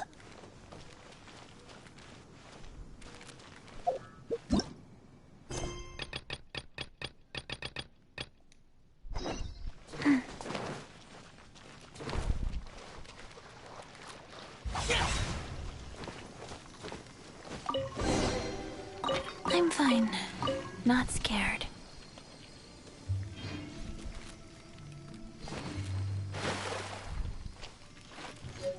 I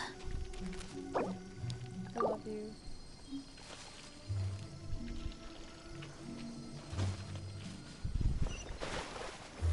Gather! Oh. I looked like a unicorn horn. Ha! Terra Smash! Rise! Oh.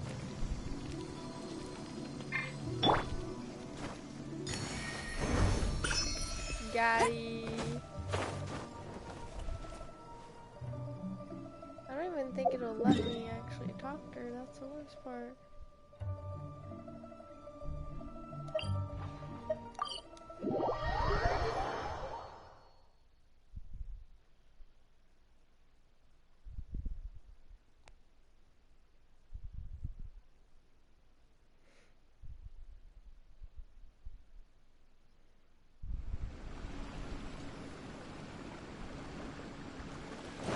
Granny. Granny.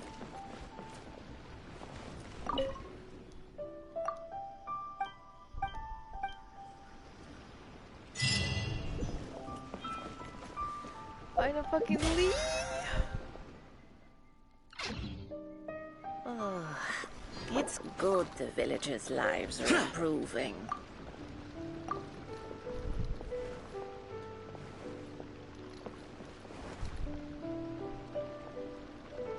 Hold on. Thanks.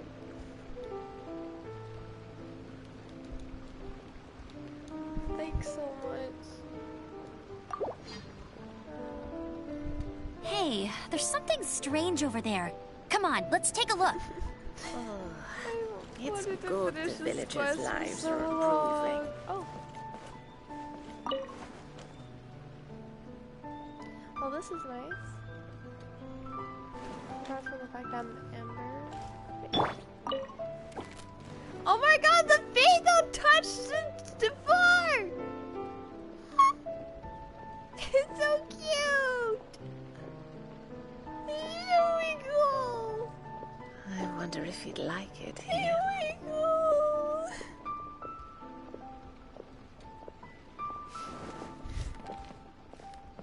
I just scared out. Thank you for pulling me! Life goes on.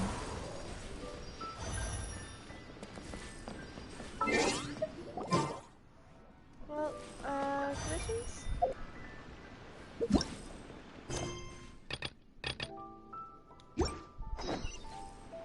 I wonder if he'd like it here. Whatever you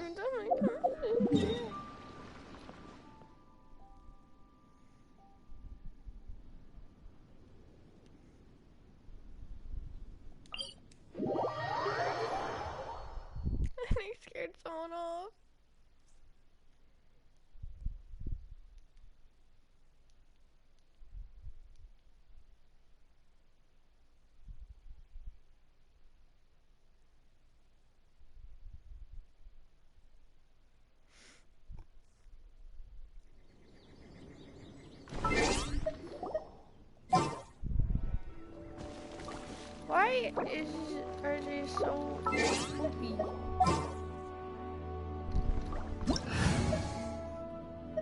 Okay.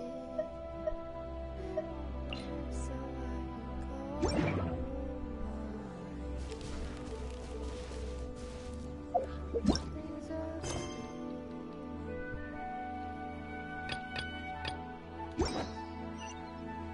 Faster? Okay, faster. No. Wheel of life. What the fuck?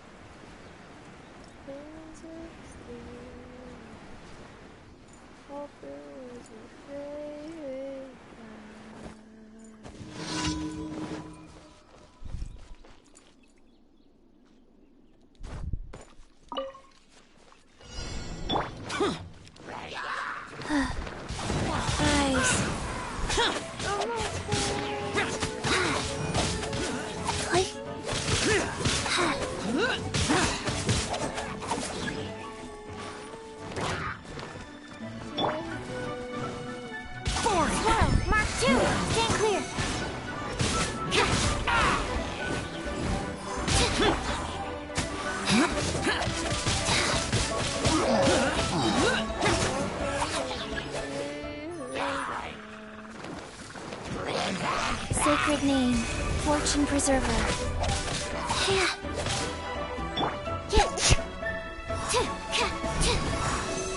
Animal test 6308.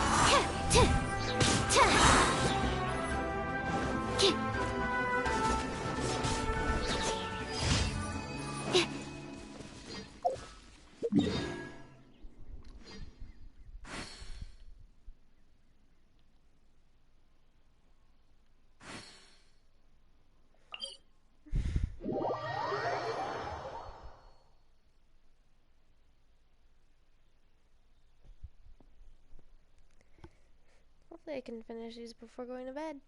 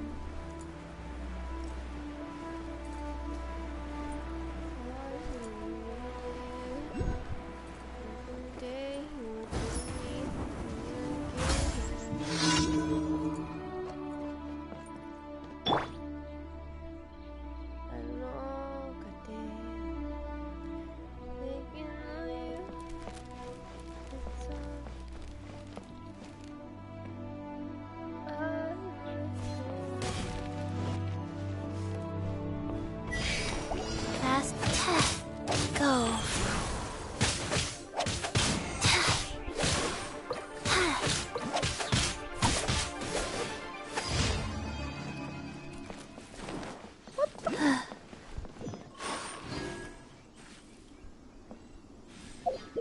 You can't keep coming and going in and out of my life.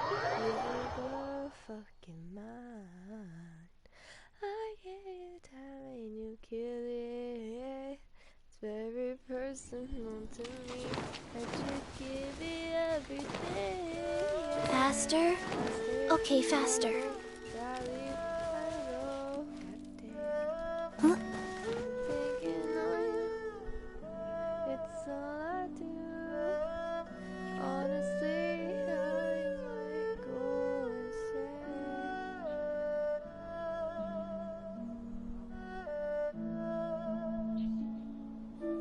1, 2, breathe.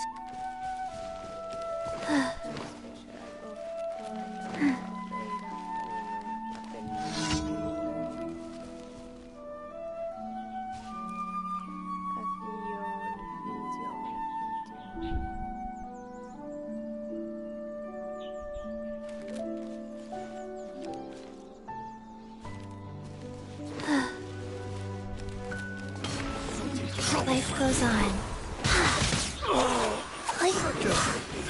Evil conquering! Orders given. Orders received.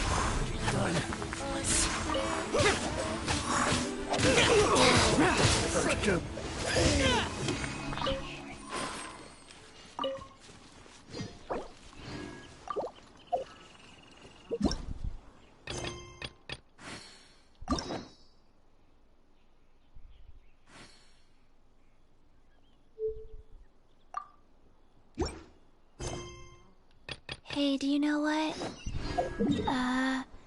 Neither do I. I already forgot.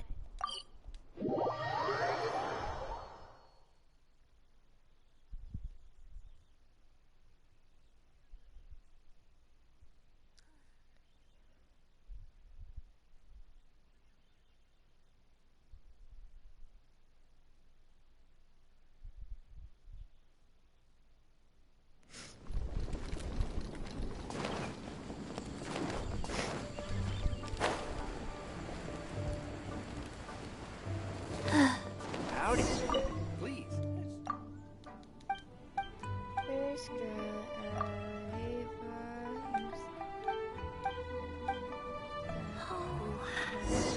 Here, kitty, kitty. This could be an obstacle.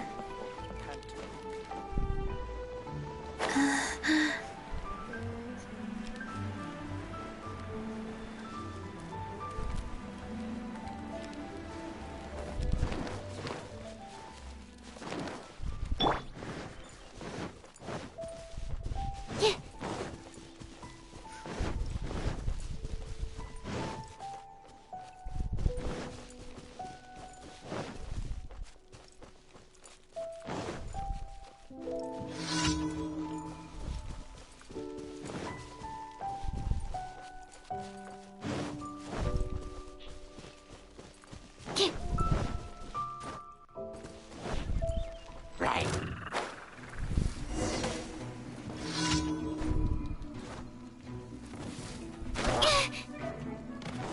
That's not fair, thank you very much. That's not right.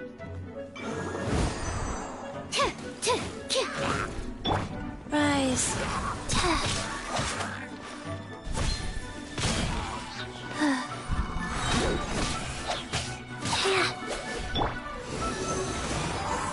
Absorption test.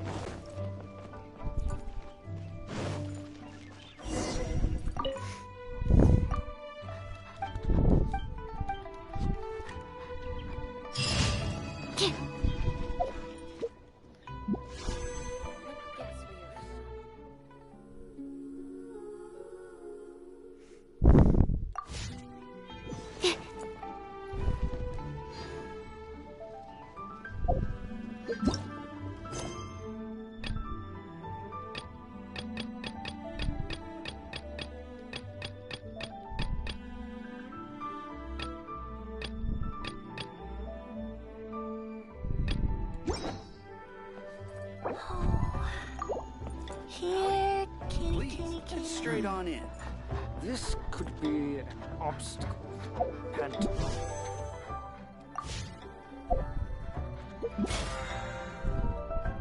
Stand clear. Animal test 6308. Absorption test.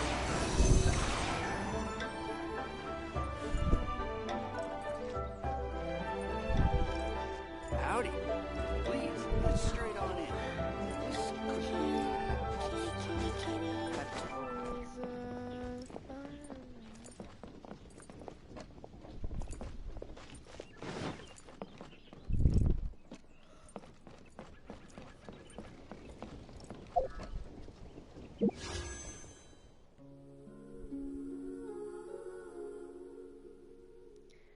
Okay, so since that if I do want to ever get albedo, I do need to, you know, get my, I haven't been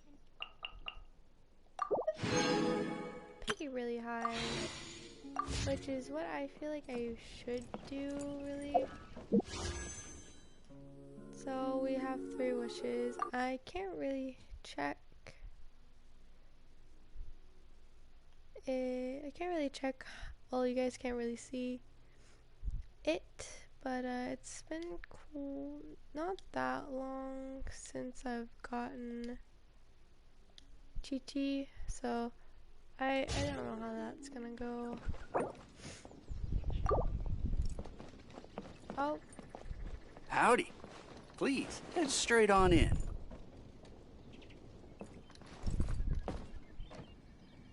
Where did he land?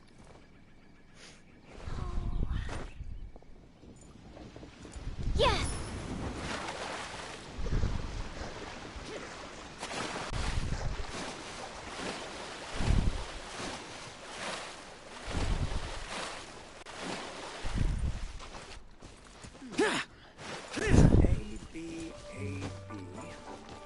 A, B, C, C, B, C,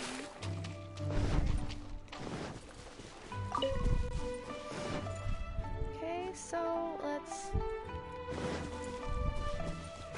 do those 3 random wishes, shall we? I'm only doing this because, well, I want albedo. I don't know, I tried him out during this, like, event, and I just fell in love with him, so let's do 3 of them, since I don't have 10, and I'm really impatient. I'm not asking for much.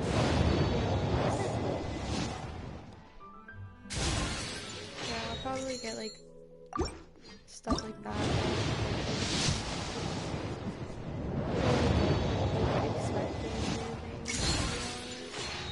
Because I'm just that unlucky.